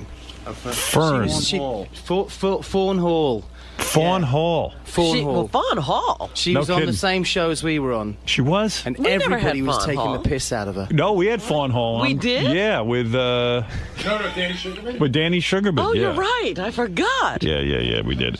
Well, it's good to see you guys. Now, what is going on, man? 85 million albums I read you sold. So you guys are all set. I mean, you know. We're going for 86 with this one. This is it. You got a new album out. Yeah. You're out Red promoting a new Carpet album. Massacre. Is the record business now impossible? Because I just read that the Eagles set up a deal where they're only selling their new record at Walmart. The Spice Girls are only selling their record through Victoria's Secret. It's almost like the whole business has changed, that you can't even do business with a record company. Madonna just left a record company, and the record companies are trying to do deals that are going to keep them alive, really, because they're the ones who've got hit hardest. For us, you know, we do great business playing live. You know, we've got a career in playing music to people. And I think the whole thing is changing. So it's the record companies who are trying to find their level at the moment. Would you hate getting into the business right now because because it's so difficult to make money? It would be nothing. You know, I mean, when we got into it, it was probably like tough for people that got into it in the '60s. You know, Right. I think it's as long as you accept that change is constant. But how do you make money with a record now if everybody's downloading stuff for free? Well, I think for quite some time now, people have been talking of the record as being a promotion device for concert tours. For years, they've been saying that. So does your record company now say, okay, you guys, we'll put out a record, but we want a cut of the concert tour? Do they haven't try said to? that yet. They haven't said that. They haven't said that yet. Don't bring that up, Howard. And they better I not don't think say it's it. as bad as that, though. I think, you know, there are a lot of good bands around who do make records, and they really do sell. Right. But it'll be you fine also- until Google start their own label. Right. You also brought up the question, who's paying for all of this The record stuff? company pays for They're all paying that. for Yeah, this? yeah. They want return. They want it. They Right. want it happen. Duran, what a history you guys have. Now, tell me if I got this right, because this has got to bug you guys. Although maybe nothing bugs you guys. You seem pretty happy-go-lucky. You know what I mean? What could be bugging them? Well, your one of your guys, Andy Taylor, left the band. Yeah. Right. Now, is he writing a book about you guys? Yeah. Now, doesn't that bug the crap out of you? What is he gonna say? Somebody's got to do it. You're all right with that? I think it's going to be cool. It's about, you know, it's good for, it's exciting in a way, because it would look bad if we did it, but now he's kind of outside of the group. But is he friendly with you still? Well, we Only don't through his really lawyers. have a relationship. So, in other words, you're going to get trashed in the book. I don't think he's going to trash us, because he's going to keep the door open, because you never know, you know, with these situations. He might want to come back. Yeah, you can never say never. So What is going on legally? Why is he sending you legal letters? Over to Nick. All right, Nick, you're in charge of this The one. lawyer in the band. Yeah, here's our lawyer. Oh, no, you know, when things break up sometimes, we're having a divorce. So we just... Why did he leave? What is his problem? I mean, it's a good business. That's exactly what we said. That was what we said. What is your problem? And what did he say to you? What is his problem? Why would you leave a band like this? So you guys can make... All we heard was silence. Yeah, I mean, you know, come on. Why can't Axl work with Slash? I mean, you know, Drives me- ego, who wrote the pride. majority of the songs, the big hit songs? Who wrote the majority? And you guys had a ton of hits. I mean, who wrote the? Who We wrote did the, together. They're all collaborations. So did you say to him, "Listen, we're all good together. Why would we break up the collaboration?" Well, we tried to put that to him, and Right. Does he want money from you? Obviously. Did you send him a letter and say, "How can you write a book about us? That's not fair." No, No. we didn't. Wow. I think we Do you have a law firm, Howard? Well, I should, because I would be what you curious. do. I like what I'm hearing. I mean, you know, I love Robin. She wrote a book. She was writing about she wanted to stomp on my head. Remember when you were jogging? You wanted to stomp on my head and kill me? And I went, my God. Please. This Just is terrible. trying to get some motivation to run. I think guys who leave bands are tired. I think he was just tired of playing Rio in Milwaukee. You know what I mean? I mean, don't you think so? No, we don't go to Milwaukee that How would often. anybody possibly be tired of playing Rio in Milwaukee? It's a good song. We live for Come that on. experience. I mean, Talk to me isn't that about- what Bill Wyman did with the Stones? I think he was Is just that like... yeah? Because it's that get off the road. I think there is that to Yeah. it. You know, he definitely lives what's he in gonna do? Ibiza. Hello. Oh. He lives in Ibiza. Warning sign. Is he the one with the rich wife? Who's and they got only the rich have wife? one-way flights out of Ibiza. You've got the rich wife. Why didn't you? You could retire I knew into? you were going to mention that. Isn't your wife the creator of Juicy? She is. Juicy Couture? Juicy They're angling for free Couture. clothes, Johnny. Careful, careful. My daughter loves that Juicy Couture. In fact, Absolutely. today we're bringing her a sweatshirt actually All from right. there. Your wife hit the mother load, right? She did. Is she worth more than you? She is, right? Are you guys jealous of the way he married? In this place, I mean, are you jealous of his situation? No. No, we all wear Juicy all the time. You do. Yeah, we just get a lot of free clothes. You know, I'm not saying we're close in this band, but we're kind of all married to each other's wives in a way. You guys could have all married anyone you wanted. I mean, talk about sex symbols. You could have any woman you want. You could have banged my prom date in '85. Absolutely. And Simon, I think we did actually. Ow, you bastard. Simon, you married a model, of course, Yasmin. of course, Yeah. Yasmin. And we're still married. And you're still married. Isn't that remarkable in this day and age? It's shocking to me. Did everyone say to you? Did everyone? I look at all the fun I could have had. Exactly though, as the lead singer, did you sit and say, you know, I married this woman, she's a great woman, all this stuff, but did you have regrets? Did every one of your friends say to you, you're nuts to be doing this? You're at the top of your game. You can have any woman you want. You know, a lot of people did say that sort of thing to me, but you know when you meet the love of your life, and if you meet the love of your life when you're 25, you hang on to her. And that's what happened to me. No regrets. You know, absolutely. Still in love with her. Yeah, absolutely. When your wife creates Juicy Couture, at first you think, what is this with the sweatshirts? This is a waste of money? Did you think that this was a waste of time? When I first got to know her, well, I was really taken by anybody that I met that that had her clothes, that was, you know, they were really into them. Oh, my God, I love my She's got to be a billionaire. I was like, this is something really special. I knew that, you know. That's fantastic. Talk to me. I don't want to talk Ill of the Dead, but actually, I talk about Ill of the Dead all the time. Lady Di was a huge fan of Duran Duran. Princess Diana, huge fan. Did she offer to bang you guys? No. Did she, seriously? Was she in love? Simon, she was in love with you, wasn't she? No. But you made fun of her. You thought she was a bit, what was the word that you used? I'm trying to remember at the time. Gaff. What? Like Shepherd's bush. Daft. Daft. Oh, what? Like couple of crates short of a lorry load? Yeah. She was a little bit nuts. She wasn't. I think she was very naive. Yeah. What is it, Gary? I think she's very sorry. Yeah. I think she was very naive, and I think that she came into it as a very unworldly, and she had a very odd kind of introduction to this incredibly high-powered world. And I do think it affected her. She definitely wasn't normal. Every time we open the dressing room, I can see that on the cover of the Sun tomorrow morning. Le Bon says she definitely. No, what I mean is she didn't have a normal life. Right, you know? but every time we opened the dressing room door, there she bloody was under the table trying to get an autograph. It was like being ironic. Oh, there was that. You said, can't your husband keep you under control? Did I say that? Yes. And he could. That's what happens when he gets up this early. Isn't it great, though, to be just some guy one day and the next day you're in a hit band and you're telling the Princess of England, hey, man, can't your husband keep you under control? I mean, it is beautiful. What did you want to say, Gary? I think I was joking. Oh, you were joking. But it's great to be able to joke like that. Doesn't that have inverted commas next to it, that quote? Is it true you turned down Andy Warhol to make a new cover for one of your albums because you said the Stones had done it already? No. Is that true or false? No, that's false. Yeah. Raj thinks it's true. Right. And what's amazing about these guys, they hit it big all of a sudden, and they had a powerhouse career. Big. Yeah. But you were still living at home with your parents. That's how it happens.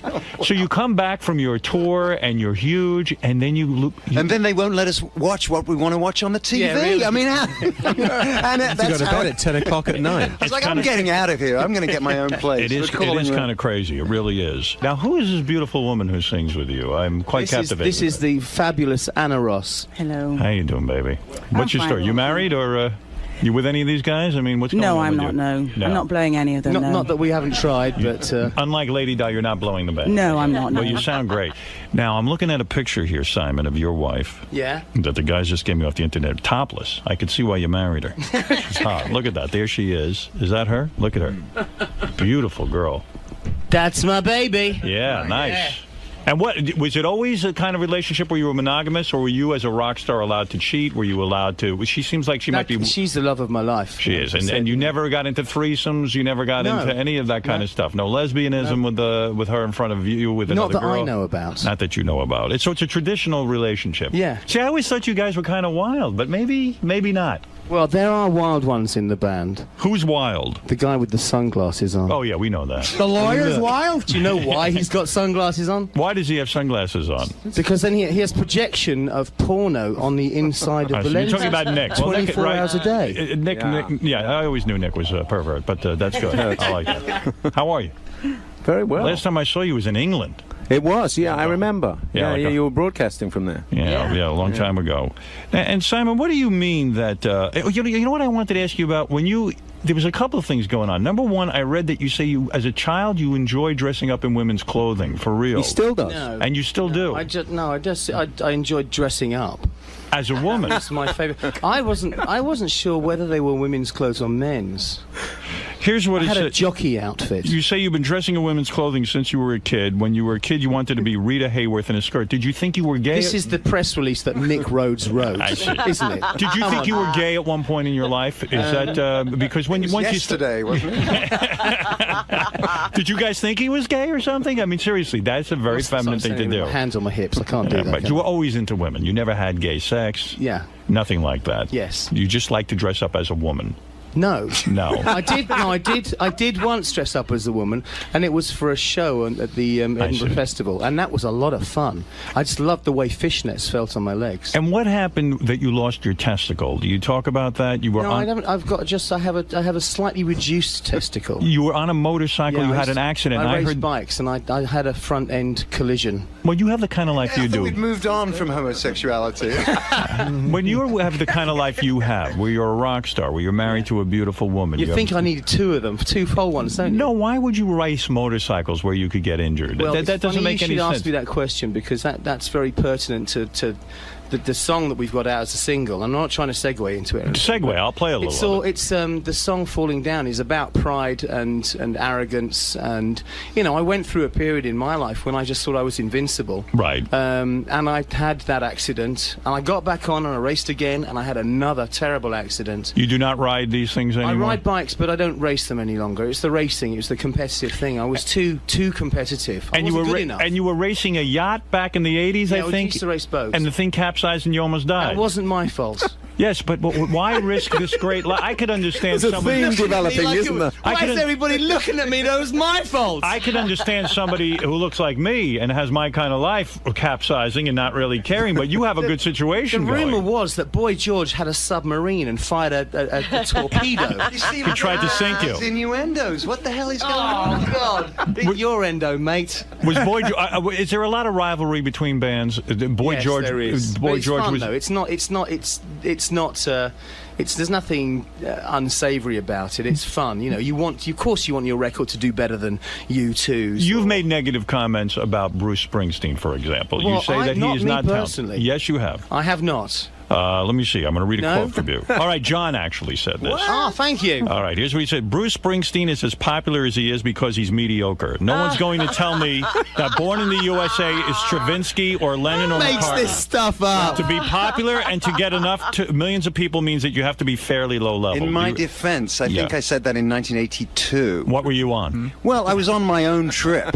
Right. I've come to respect Bruce a lot. That's amazing. He's actually one of my favorite artists. You said that before Born in the USA came out. It was a review. No, it was a review. It was a review show that Born in the USA was on. In fact, is that what it is? And that's how I felt about it at the time, because I was raised on the Clash and Bowie and a lot of really out there stuff. Right. And to me, it was pretty pedestrian at the time. But I've come to see it in a different light. All right. So you've changed the Great your American opinion. Songbook. I have. Right. All right. So you like Bruce Springsteen now? Yeah. Were you guys on a lot of drugs at that time? Was the band riddled with drugs? Was that We got as many drugs as we could possibly get our hands on. Is everyone off the drugs now? Is everyone clean pretty much? Pretty much. I haven't done a check this morning. The dog's not up yet. Nick, you still having some problems? I know. Anna's looking a little worse for wear. Thanks. I've got through. Unfortunately, I've got through a few tissues this morning. But did the band? Did you guys try heroin? Did you try coke? No. Did you try? No, nothing like that. Nothing hard. Well, we did maybe. Maybe you tried it. Do we have to be specific? Yes. Yeah, this is an interview. You have to answer. Do you still have the numbers of any New York dealers? Yeah, we have our own problems here.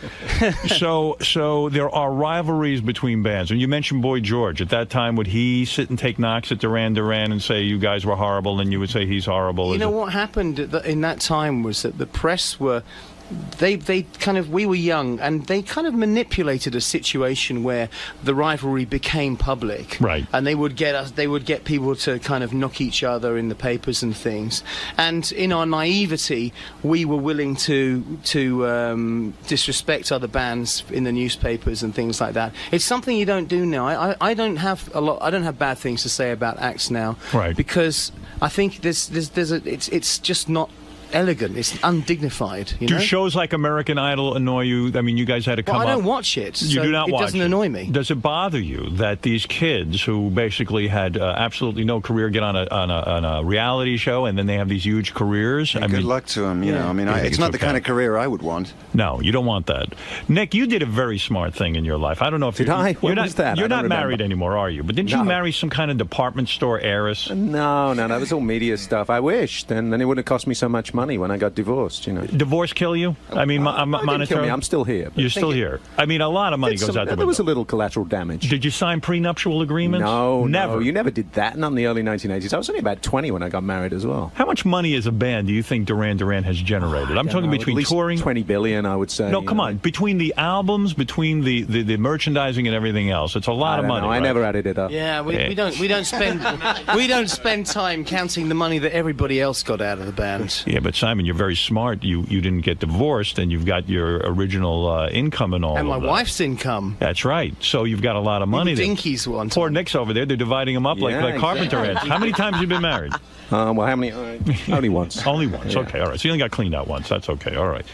All right. Listen. So you say the new album is out. Yeah. This is a big November deal. 13th. November 13th, and the new single is called "Falling Down." Yeah. And you say this is about arrogance. It's about pride coming before a fall. It's about how quickly your life can change. How suddenly you can go from being king of the world to heading for a big disaster. Is this about you? It sounds like a divorce to me. It's very much about things that have happened to me, but it's for anybody. You know, everybody goes through these things in their lives. But more importantly, it's about being able to reach out for help and swallowing your pride enough to say, somebody please help me. Are you saying that when you were at the top of the music industry, on top of your game, that you could have been an asshole to some people, you could have been arrogant, you could have been maybe not treated people properly, and now you are humble, you have some humiliation and all of this?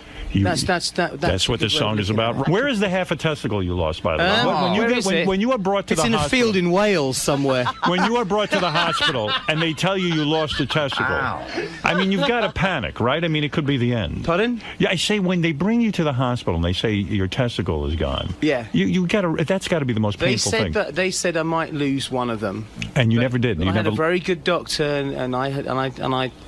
Good for you. And I drew a big arrow on one of my legs to show them if they had to remove one, which side the one they had to remove. Well, thank God you still have both. By the way, the new album is called Red Carpet Massacre. I don't know why it's called that. Why is it called Red Carpet Massacre? Because it's about modern life. It's about life in public and failure and success. It's about the kind of the world we're surrounded by. You know, on one hand you've got red carpet, on the other hand you've got massacre. Put them together, and what do you got? Did you guys fight during the making of this album? Was it we weird always to work? fight? You always fight during the making of albums. David, you're on the air in Phoenix. Go ahead. Hey, Howard. Thanks for taking my call. Love you to death. Hate the fact you're not on Fridays. It ruins my week. Anyway, first of all, Duran Duran, you guys are so awesome. I've loved you for years. You Do a Kill, best James Bond song ever. Oh, Gotta tell you that. How does that come about? When you guys write a song for a James Bond film, they approach you and say, look, or you had already written the song. That was a classic schmooze, actually. I mean, I met Cubby Broccoli at a post-Wimbledon party. He is the producer of all the James Bond films. Yes, absolutely. Right. And introduced myself to him, and actually sort of said in my, grandiose way, hey, when are you going to have a decent theme song again, Right. And he said, you want to do it? And it was literally like that, And the next day, I went down to the studios where they were filming. He introduced me to everybody. He got John Barry on the phone. John, I want you to talk to John Taylor. He's in Duran Duran, and I want you guys to work it out and make this work. So you wrote that song specifically for James Bond? Yeah. Oh, you did? Okay. Yeah. All right, let's go to Mark in Boston. Hey, now. Hey, now. Hey, wanted to see if there was any fucking going on the Girls on Film video. You guys are known. You always had the best-looking women in your videos. You were known for that. Would you have sex with it? Like Girls on Film? Did you guys have sex with any of them? No, but we would have liked to. The brunette in particular, the ice cube on the nipple, we were all. But why? I think the management got there first. You guys make it seem like you're choir boys. I mean, I am sure a lot of sex He was went a choir on. boy. I was a choir boy. Yeah, but you behave like a choir boy. You had tremendous amounts of sex, didn't you, before you got married? Tremendous amount, and actually since I got married as well. My wife is rampant. Were there famous women in any of it? Nick, come on. In anybody's address book. Were there famous women in your past? Famous women? Yes, women that were very well known that you were able to Madame Bovary, Catherine the Great. Not that I recall. You never had Catherine the Great? Never. No. Everybody else did. I can't believe that you guys are telling me that your sex lives were so lackluster. They sound We like didn't tell you life that. was boring. No. Come on. They say that John got Christy Turlington. Is that true? Oh, Christy Turlington. I did get her, in fact, for the cover of the Notorious album, yes. Did you make love to her? No, I vowed to her. That's a tepid no. Has anyone ever come up to you nowadays and said, look, I have to break the news to you, I'm your child. You guys banged so much when Duran Duran back in the 80s. Did that happen, Simon?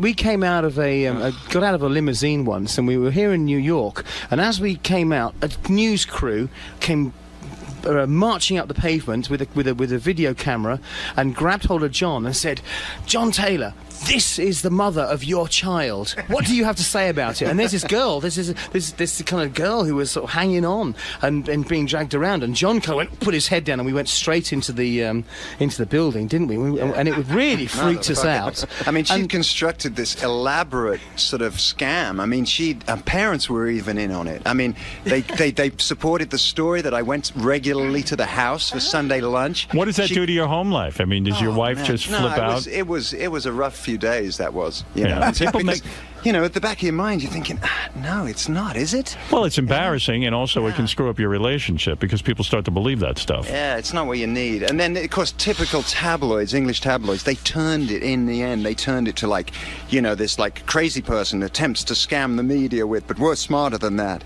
So you are supporting this kid? No, all right. There is no kid. And Anna, I'm captivated with you. I got to tell you, baby, you're looking very, very good over there. Oh, why, thank you. What's your story? Under all this light. No boyfriend? Not at the moment, no. No one's getting you, huh? What a waste. I swear to God. I could teach Not while you I'm over here, anyway. You ever married? No. What's In your fact, story? I've never had sex ever. Really? You're a virgin. I believe it. Where did you guys hook up with Anna? A very good friend of mine, a guy called Jerry DeVoe, who he'd spotted Anna when you were working with We're doing Lulu. demos. Oh, you'd done some demos with him. Yeah, I did a lot of his demos. I am so unprofessional. If I was the lead singer, I'd be banging you. I mean, that would be it. I would just... Well, you could try. I would. It would happen. Really? Well, I think you know, Anna's met my wife, and she knows that you've got to be careful around Yasmin. She's a fighter, isn't she? What is the dynamic in a band like this? Do you guys like see each other at, like hang out socially, or it's just a complete disaster when you do that? It's strictly business. No, we do when we're working together. We're we live out of each other's pockets. We go to clubs together. We go to bars, restaurants. We hang out. We go to the movies. We went to see Elizabeth the other day. Yes.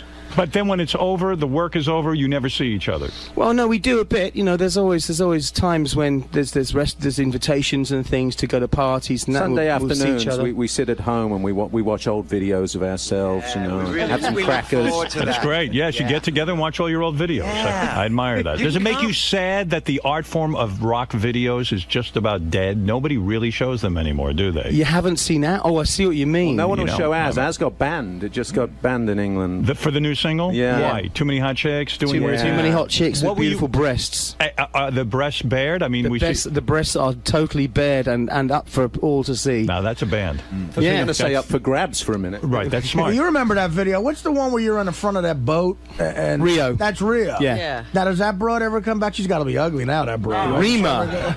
She's still hot, or is she? You know, I haven't seen her for a long time. She's pretty good last time I saw her. I think she moved to Milwaukee.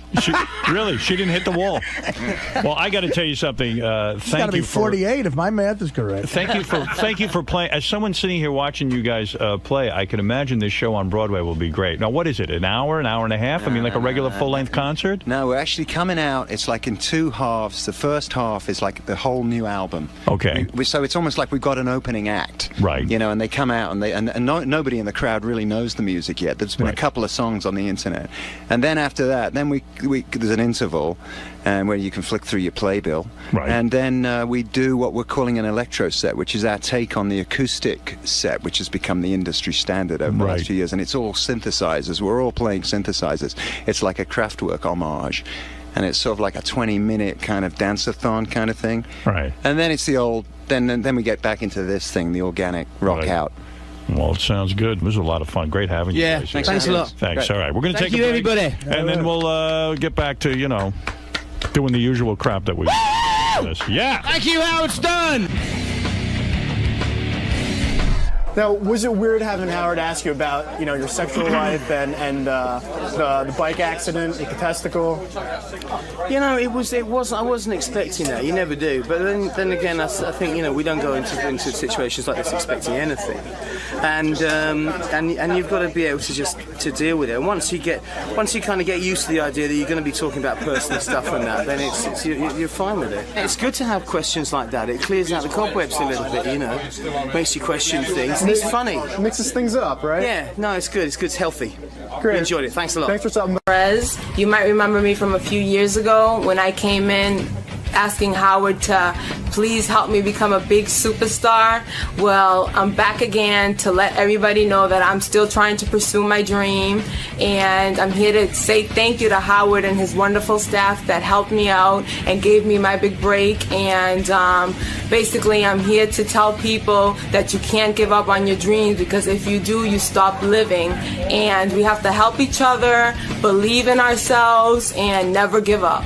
Well, welcome back, Zanetta, and I hope you achieve your inspirational role today. Thank you. All right, we'll see you in a little bit. Okay, thank you. We've got a big show for you today. In fact, it's the return of somebody who I know we've been waiting to hear from for a long time. Who's that? Zanetta. I think they're going to give me a chance. I want to see what she's done with her life since that plea for, a chance. I wonder if she got a chance. If anybody doesn't remember who Zanetta is, I'll play some clips from her last appearance. Yeah. We used to joke around all the time back in the 80s, right, when Seinfeld was on. Oh, wait, wrong one. Sorry. That's the wrap-up show. Oh. Where's my Zanetta clips, boys? What's the town in Massachusetts she was from? Haverhill, wasn't it? Pretty good, Robin. Oh, I remember every word. I can't find it now. It was right on this page. Gary preview page 2, no? They're Gary page 1 in white. I hate these pages. All right, here we go. Here's Zanetta, just in case you don't remember who she is. This is Zanetta. She showed up on our show. I think we found her on the street. She just was at the door wanting to come in. Right. She said she needed a chance. She wanted to be in show business. We have a model update. She's in the hall freaking out crying because somebody called here interested in her. So she's freaking out. Quickly, get her in if she's crying. Why are you not filming? I hope she cries in here. She'll come in and compose herself. Right, so it'll be all dried up. What's wrong? What happened? You're crying hysterically. Tell me what's going on. I just can't believe this because this is my dream. All I wanted. You guys have to laugh. No, tell us what's going on, please. Yes, we have to laugh. The guy who's with the camera, nice guy. He's very, very nice. Don't stop crying. Yeah. Okay.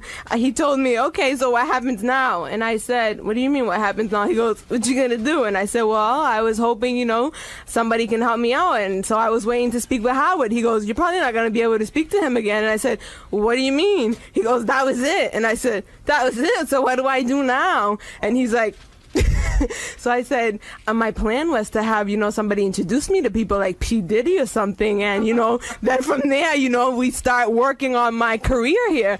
And he goes, well, I don't know. And I said, well, give me your business card. At least, I can call you tomorrow. And he's like, okay, here it is. And then I was leaving and I said, oh my God, what do I do now? I guess I got to think of a new plan. And then he ran out. I think it was him. And he said, somebody called you here. And it's, oh my God. Sayla from Uptown Productions. I don't even know who this is, but that's Uptown Pizza. I think they're gonna give me a chance, and that's all I wanted. That's all I wanted my whole life, just a chance. And I don't care if you guys all think I'm crazy because I'm real, okay? I'm not gonna stay home in Haverhill, Massachusetts and hate my life. I'm gonna be real and make a fool out of myself and say, please, somebody in America, give me a chance, please. She wants to come in and thank us. Zanetta feels that we started her in show business. Really? And we've only, yeah. Is she in show business? No, but at least we gave her a shot, and we haven't heard from her in 3 years, and she's one of our favorites who ever appeared on the show. I don't know that she could ever top her last appearance, but what the hell? It's always good to say hi. Here she is, Zanetta. Oh! There she is. Oh, hey. She looks beautiful. Hi, Zanetta. Hi, Zanetta. Zanita. Yes. Did you put on weight since the last time I saw you? Yes, I did. You did. I got remember. very sick, and that's another reason why I had to put my career on hold. And you had asked me that if I lost 15 pounds, I would probably do much better. Yes. And I gained weight because I got sick. Yeah. You want to be an announcer? I mean, you want to be a movie actress, and you want to be a singer? And look at that face. She's so beautiful. Thank you. You are too, Robin. thank you. Did you get ammonia? What was your actually, illness? What was your illness? Actually, right now, I just came to thank you guys because you guys, that day that I arrived in New York, you guys were Howard and his wonderful staff opened the doors to me, let me come in. Yes. And you guys treated me like royalty I'm here. getting goosebumps as you say it. I really am. I really am. No, I want you to know. How badly you want to. Are you still living in Haverhill, Massachusetts? Absolutely not. I've been in New York for 3 years now. Is that right? Yes. How So do you that's a manage good that? thing. How do you manage that? Well, I have a boyfriend here now. Oh, he pays for you. Are you still real, or did you get... No, I am. I'm very real. But because I got sick, I did... What was your illness? What was the illness? I got depressed, and... Are you on medication now? Are you on medication? Yes. Yeah, that's why Yes. you're acting too normal. I wish you would come in when you didn't have your medication. Oh, I don't think she needs to be without that medication. Oh, I liked it better without the medication. Oh, Yes. you're medicated. But you know what? What I went through in these 3 years has made me a stronger person. Yes. So I am now ready to pursue the career again. I resurrected. Now, are you going to lose the weight? Because Yes. in show business, you got to look hot. Yes, You know yes. that. Sometimes isn't it the medication that makes you? Yes, it's the medication. But What did you go through for the last 3 years? Oh you my say you God. struggled. Now, I've struggled. I mean, do you know what it's like to move from your hometown? Haverhill, Massachusetts. Haverhill, Massachusetts. Hello to anybody listening from Haverhill, Massachusetts. I love you all. And you came on the show in September 2004. You walked in off the street and you begged us to help you make it in show business, Yes. which we responded to. After you left our studio, I understand some people did call you. You were contacted by many people in show business. Yes. Unfortunately, they milked you for $7,000. yes.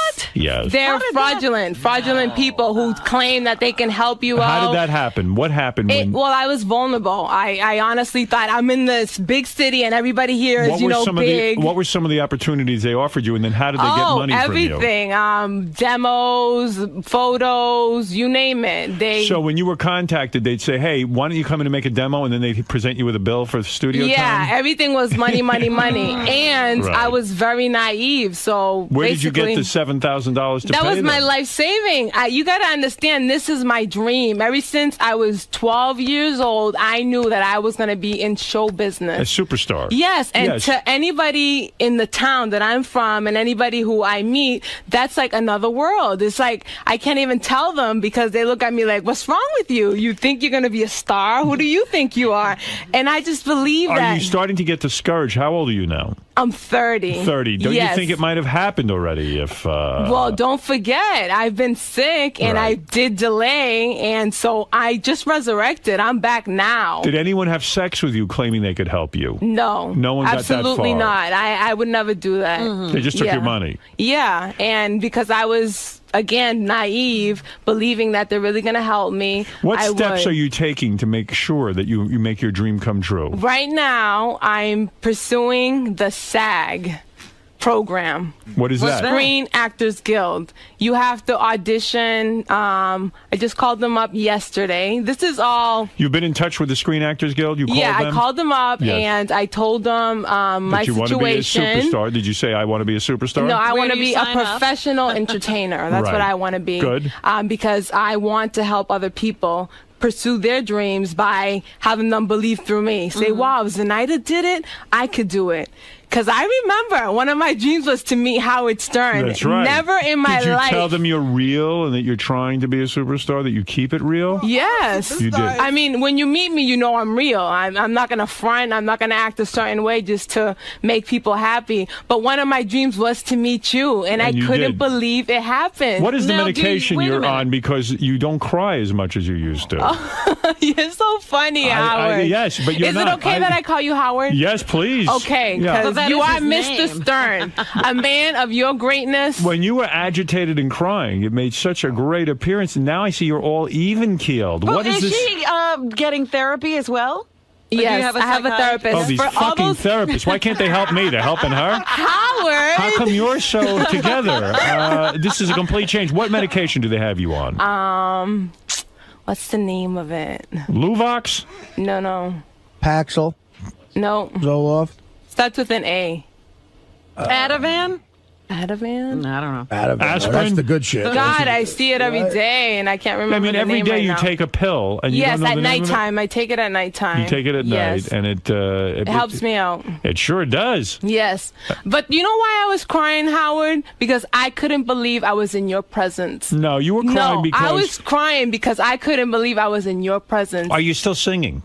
I sing. I obviously am not a professional singer like some stars out there, but I am a singer. Why not go on American Idol with this talent? Because I'm not that talented to go on American Idol. like but to have two more. The reason why I want to be a singer, an entertainer, is because I love to go to where the troops are and perform for them. They won't let you. We do tried. things like that. Like, I want to help people. I want to make our country a little better by I like somebody that. who's happy and who likes helping other people. What do you want to be, an actress? Do you mostly want to be an actress? Okay, people told me that in order for you to become, I'm not going to say a superstar anymore because that just blows people's mind. Like, who do you think you are? Right. I'm going to say a professional entertainer. Oh, okay.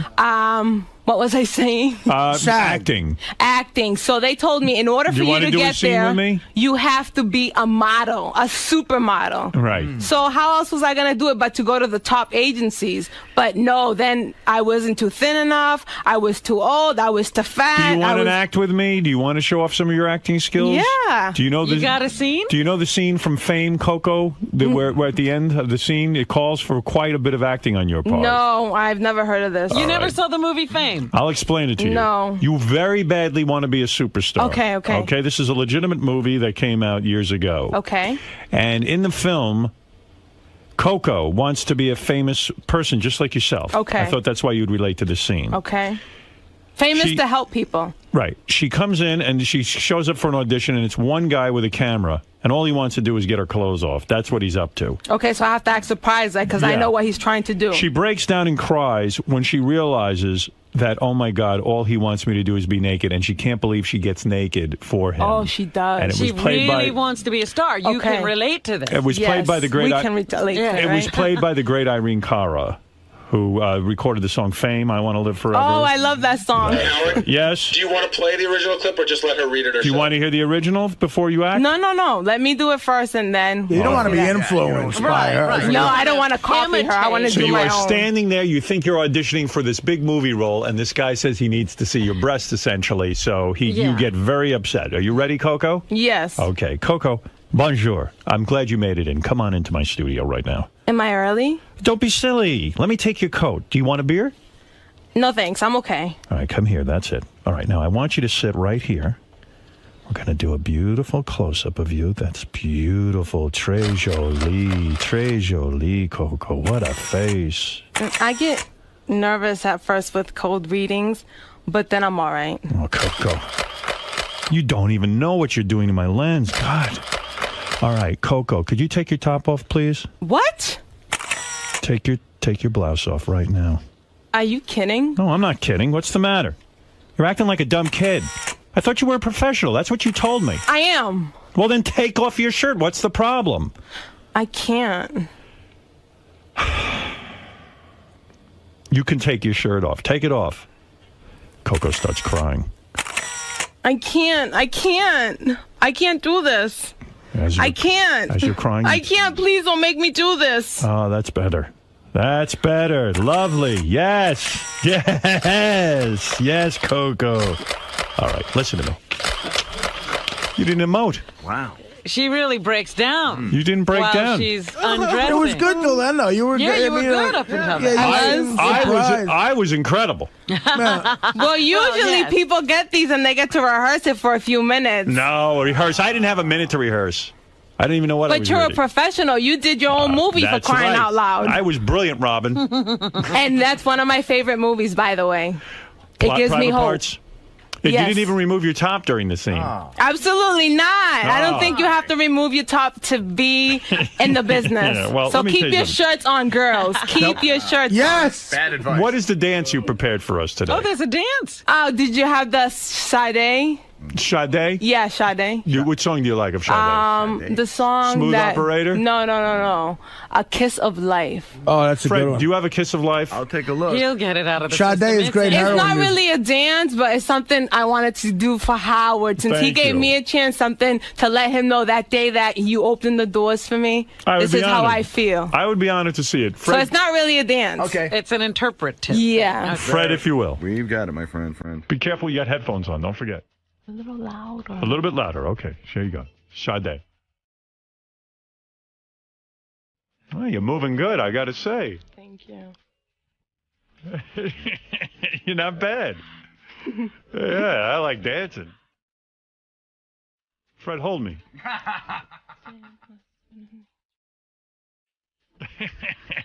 That's good. You're lip syncing. I like that. You know, maybe you could be a star.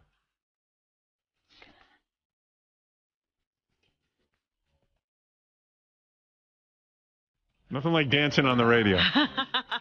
Wait till they see this on Howard TV, though. Look at you, babe. All right, let me ask you something. You're not doing too bad here. Did you practice this in front of the mirror? Yes, for you. Fantastic. Fantastic. I said I gotta do this for Howard. Thank you. It's the least I could do for a man who opened the doors for me without even knowing Well, let me me. say something, Robin. I'm going to sum up this appearance. I like the Zanita who is not on medication. Thank you. I like the Zanita who is really cries really real. and keeps it real. With a little bit of weight. I mean, modern day psychiatry and medication shows ruining you people. it's ruining people for my show. Please, You're very stable. It goes to show you just because you're on medication doesn't mean you're crazy. For those people out there who are on medication, it's okay. Yes. It's okay, right. Yes. Now, that being yes, said, yes. That Well, being then- said, do not, under any circumstances, stop taking the medication. Unless I you're won't. coming to do this show again and stop for like 3 or 4 days. But under Because supervision. I can't have you coming up so normal. You understand what I'm saying? Well, her interpretive dance, I thought, was Yeah, lovely. it's amazing. Thank you. Hey, But the we're reason good. why I came was just to say thank you and let you guys know that I adore you all. Zanita, I adore you. Well, we want to Thank you. continue to follow your career. Thank you. You're relaunching today. Thank you. I resurrected today. You know what, That's Howard? right. I wanted to ask her, when you called Screen Actors Guild, what did they tell you? When They you said- told me that I have to audition for their particular productions. Right. If I make 3 of the auditions, I then have to go through their program for a fee. Right. So They're a that's union. where I'm at right now. They're the union, you know that. Yes. Yeah, so you should get in that. Yes. Oh, good, all right. Yeah. Yes. All you got to do is get 3 roles Right. on Screen Actor Guild approved projects, Right. and you will be a part of the Screen Actors Guild. Yeah, and the fee. And then you're going to have to pay them because it's Yes. part of being in the union. Yes. They're one thing that's not bullshit, though. You should know that. Paying them is right, though, because you'll Yes. get in the union. Yeah, the Yes. $7,000 you shelled out for other things That is was- not right. Yeah. Yeah, I'll give you some advice. When someone says to you it's going to cost you money to become a superstar, it's probably not right. Yeah. Just my opinion.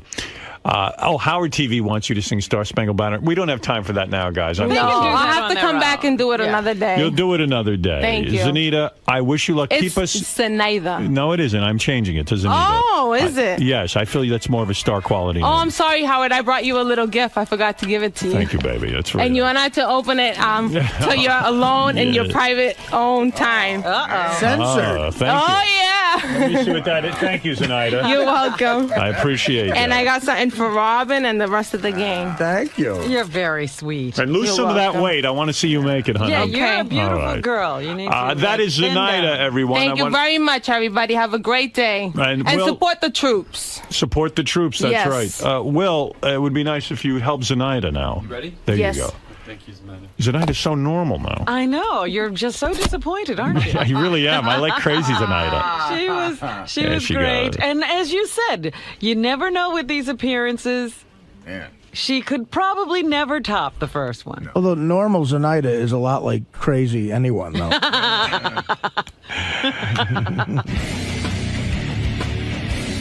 Zenaida, how did it feel to be back? I loved it. I loved it, and again, it wasn't a surprise. They treated me like royalty again. Thank you, Howard, and thank you, everybody from the Howard Stern Show. Now, why do you really think that you guys hit it off so much every time? Because I'm real.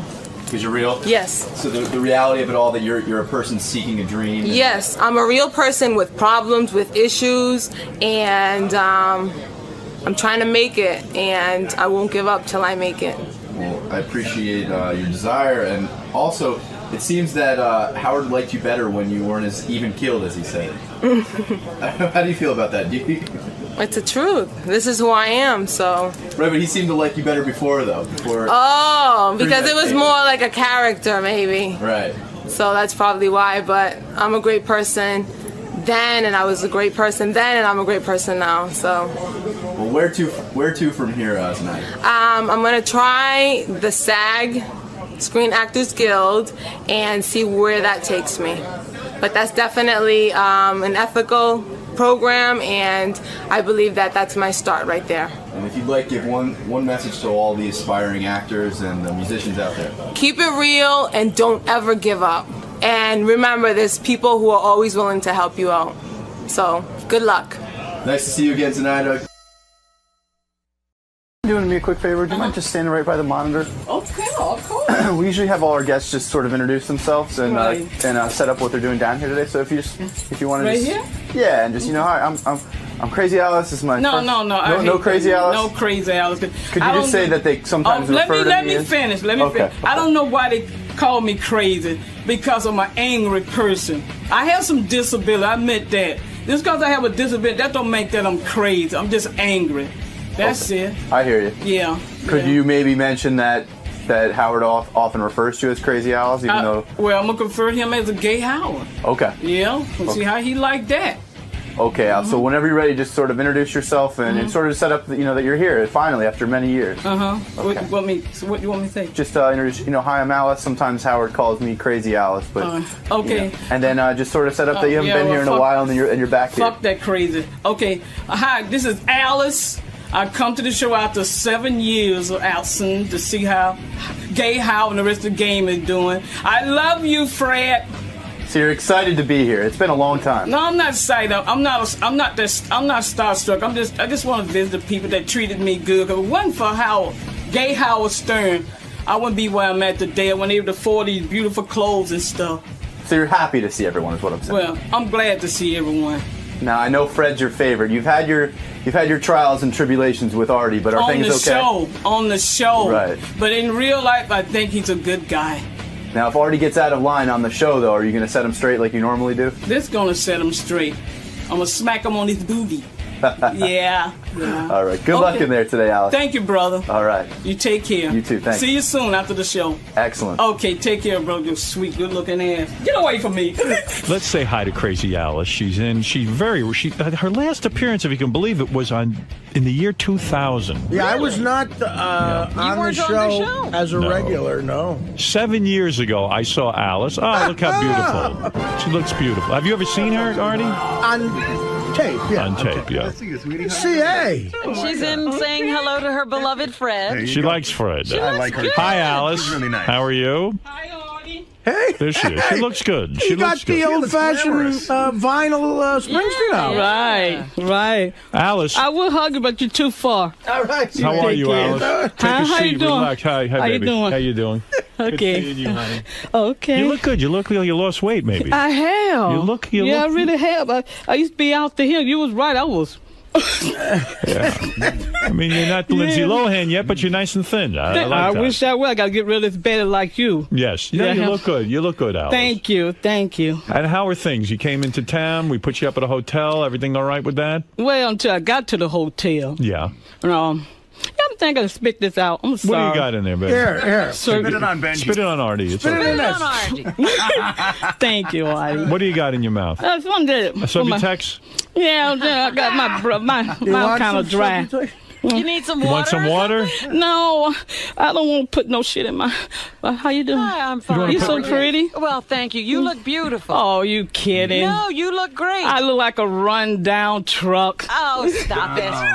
Yeah, okay. Alice, you came to Manhattan when? When did you get here? Yes, let's see. Yesterday? Right. Yesterday morning. Yeah. The ride went so smooth. Yeah, you took an airplane? Yeah, everything till I got to that fucking hotel. What happened? What went wrong? Oh, no. They didn't have all this shit together with the reservation. I had to sit in the lobby almost an hour, and I was tired, run down. I go crazy from that. I went to a vacation a couple of months ago. Right. And I went to the hotel, and they tell me they don't have a room yet. They don't have the room That's ready. what I'm saying. And they say, wait 2 hours, go have some lunch. Yeah. I go, I ate lunch already. I want to go to my room. I want to unpack. I want to get my day going. What are you doing to me? They got to get that shit together. Right. I mean, you born the same month and got the same soul. That's right, baby. Yeah, I'm telling you. And you feeling okay about yourself? I worry about you sometimes. Well, I have some problems. Yeah. But the most blessing thing in my life is being with good health. I got all parts of my body, parts. How is it where you live? Everything. Horrible? Oh, shit. Don't start me on that. Gay Howard until you stop calling me crazy. All right. Because I am an angry person. Okay, I'm not ashamed to say I have some disability. But that don't make you crazy. What kind of disability? Kind of, I'm at the borderline. Mentally, you mean? No, you big dummy. What are you talking about? Okay, kind of like no, I wasn't making a joke. I'm serious. Like a learning disability, something like that. I'm not dyslexia or something like that. No, Artie. Example, if you read a big word, I can't. Oh, that kind of stuff. Would you prefer to be angry? You know what? Would you prefer to be angry, Alice? Yeah, let me tell you something about this fucking wall. This is not Berlin.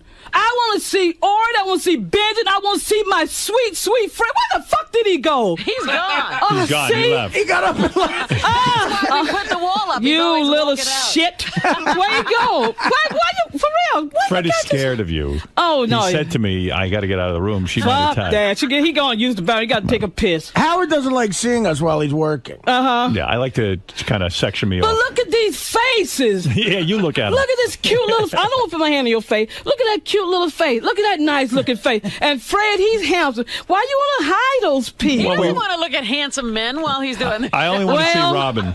Well, fuck that. That, my Fred. Yeah, I was talking about you. I said, you little shit, what are you walking out on my interview?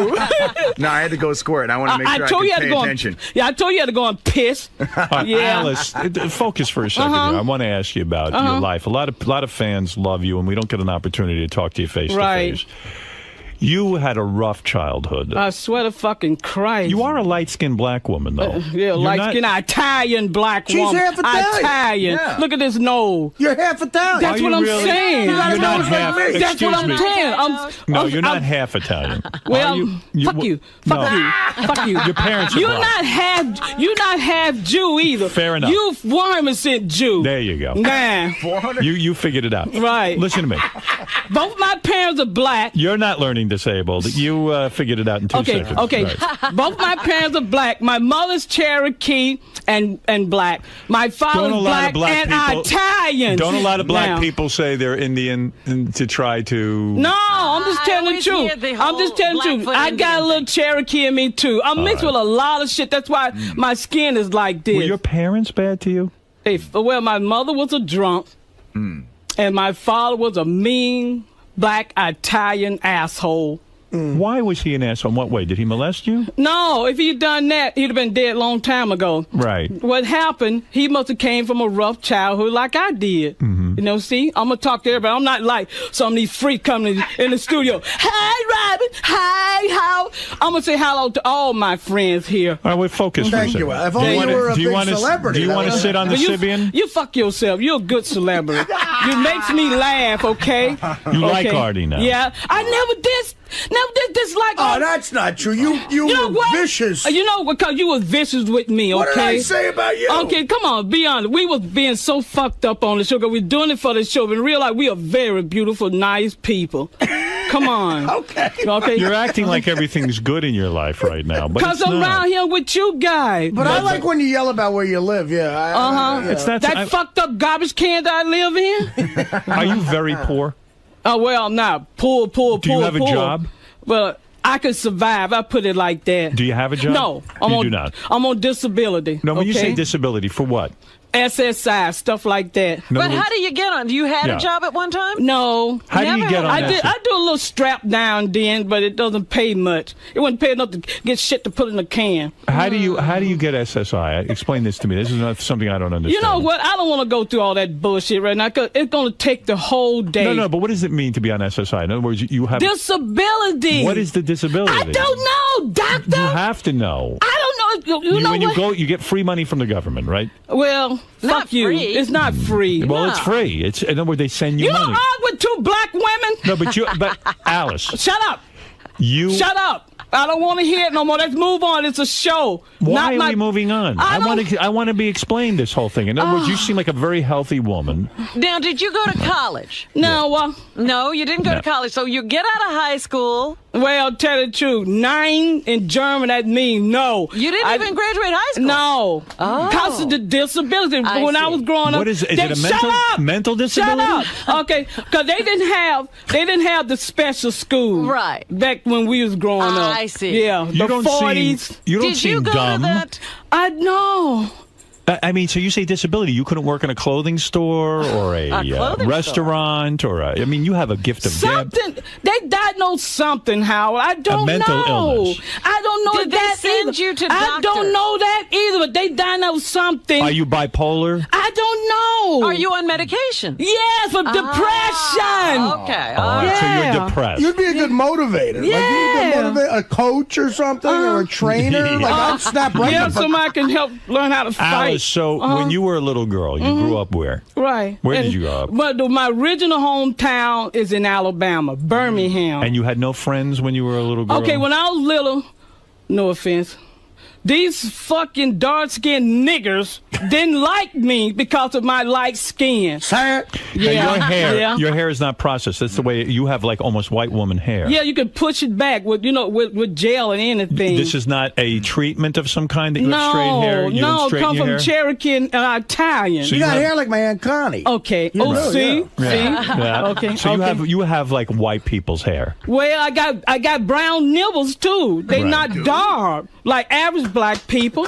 Yeah, see that meal mix. What is the point you're making? That most black women have very dark nipples? Nipples like raisin. Those little black, little dark things. And yours are light. Yeah. You have light nipples. Look, they light brown from being mixed with his people. Like Roy Campanella. Right. Yeah, kind of like that. Yeah, somebody. And you're saying from a young age, the black children did not like you. Did they fight with you? Yes, they did. I got scarred from the childhood fighting because of my color, my goddamn skin. And you talking about white people racist? Black jigaboo could be just as racist against light-skinned people like me. I used to be called Dago. Do you feel betrayed? Yeah. Do you feel betrayed by your own race? Well, I can't say my own race because I can't deny my Italian. Well, I can't. You're a Were black you woman. accepted? You're Jewish. Okay. Oh, you Jewish. Fine, fair enough. I'm half Jew. What? Down below I'm under your Jewish. feet? And you're a black woman? No, but I'm mixed. I'm not as black. Yes, black. I am. You little black. shit. No, you little you're black. shit. You're You black. little shit. But I'm mixed with white blood too. People identify you as a black woman. That's good. I don't care, but I know who I am, who I really am. You were young, I don't care what you fucking racist asshole think. I'm not gonna deny my white side. I don't give a fuck what y'all think. When you were a little girl, did you wish you were dark-skinned? No. Did you ever pray that you could be dark like the other black children? No. Were you accepted by whites? No. Yes. No. I swear to fucking God. You don't tell me. Italians don't consider you. I know how I grew up. No. I don't give a damn what stereotype. I don't care what the stereotype. I don't care what the stereotype. Wait, Alice, people think. I don't care what stereotype motherfucking people think. I don't care. I'm like, oh, fuck you. No. Don't fuck me. No. Anyone else don't believe that it's mixed America. There's no such thing as plain race. Hold it. Italians don't consider you Italian. I don't give a fuck. No, but you know that, right? I'm educated with racism because I come from the South. But you're a woman who doesn't consider herself white or black. That's what I'm saying. Yeah. I consider myself a human race. But you're not Italian. I am mixed with Italian. His people don't accept you. I don't give a fuck. And some of the people don't accept you Jews either. That's right. And some white people don't like y'all asses. That's right. They don't accept you either. That's right. All so right, why then are you we getting both defensive? in the same So boat. why are you getting defensive? Well, why you getting defensive when I call you a full Jew? Why you getting defensive when I call you a full Jew? I accept it. No, you know, you're getting defensive. You're arguing with me. No, you're arguing with me. You're arguing with me. I love you, but you want to argue? Go ahead. I'm not arguing. I don't give a damn. I'm trying to understand you. I told you, gay house. I made it clear. I don't now give a fuck. you call me gay house. I don't give a fuck what people think. I really don't. All right, let's move on. Well, see, I'm trying to get to the bottom of it. Did you have white friends? She had no friends. No friends at all. See, this bitch don't know what he's talking about. Did you have friends? I had more white friends. I did black friends. I fight with Where are your white friends kids now? in my neighbor. I moved away from them. When the fuck What did happened they to gone? them? They left back in the South. Is that why you're angry? No, I don't give a damn. You have no friends now. I'm another Artie in a female body. No, you're I don't not. give You're a a fuck what woman. nobody say. I said female body. Can you hear? Get the hell out of here. I said female body. Were you an attractive young girl? Did a lot I of was men? so pretty. Motherfucker, men could stay away from me. And I brushed away because I was afraid of them. When did you start to have sex with men? And were they black men? After I was married. Oh, when you got married? You were a virgin when you got married? Yeah. Wow. At 22. Do you have children? First time. One boy, and he's a special kid. Where is your son? I never hear about him. Okay, you want me to... one day I can set up a phone Is he good call. to you? He's about this tall. Yeah. And he's a nice guy. He's a very nice soul. Not a gangbanger or anything No, like that? not because he's black. No, Right. he's a very Christian, sweet soul. You married And a you black raised man? him? I raised him. I don't understand how you turn out so good because I'm so bad. Did you raise him black? I raised a child. And did you raise him in a black community? I raised a child. Did you I raise always him in a stay in black a community? mixed neighborhood. A mixed neighborhood? How did you afford a mixed neighborhood? I had money back Your then. husband worked? No. I had, me and my sister, we supported each other before God took her away from me. What did you do with her?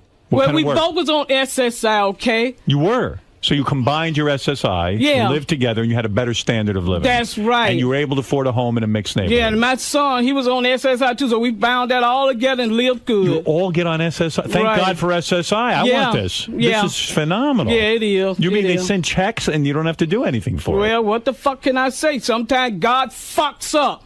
He fucks up on people sometimes. He fucked you up? He sounds like you're living the life of Riley. Oh, come on. What are you talking about? Well, you know, look at you. You educated.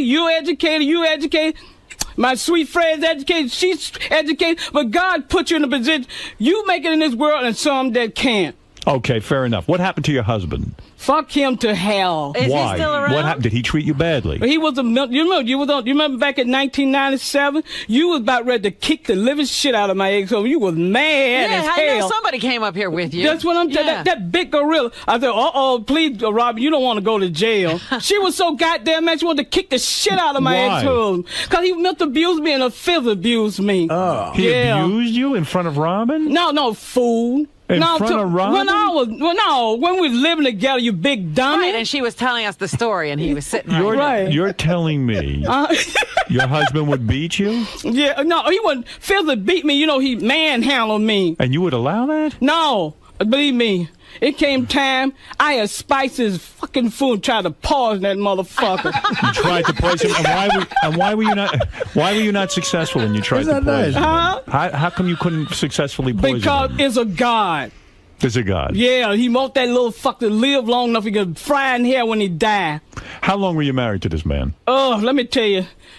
Hell, I don't even want to tell you the number of the years I've been with that freak. Are you still married? You're not divorced. Oh, I'm She finally killed him. No, stop that motherfucker. Okay, now what happened? You remember back in 1997? I was divorced him back in 94. Oh, okay. Is that the last time you had sex with your husband? Yes. And now, so he's the only man you ever had sex with? That's right. Wow. I'm not ashamed to say it. I'm not ashamed to say it. Yeah, I don't have sex anymore. When you guys got divorced, that cost money, and then your sister was gone, so now your standard of living dropped. Yeah. And you had to move. Now I assume your son doesn't live with you anymore? No, I had to put him in a group home. He developed some emotional problems. A group home? When you say special, is that what you mean? He's mild retarded. Oh. Yeah. Your son? Yeah. Damn, I can't stand to look over this wall at you, Fred. Wait a second. Your son is mildly retarded, and he lives in a group home. Do you go visit him Yes, there? I visit him every week and call him 2 or 3 times a day, you know. Does he say to your mom, why you put me in this home? Why and I had to explain to him because he kept running away. He didn't know what he was running away for.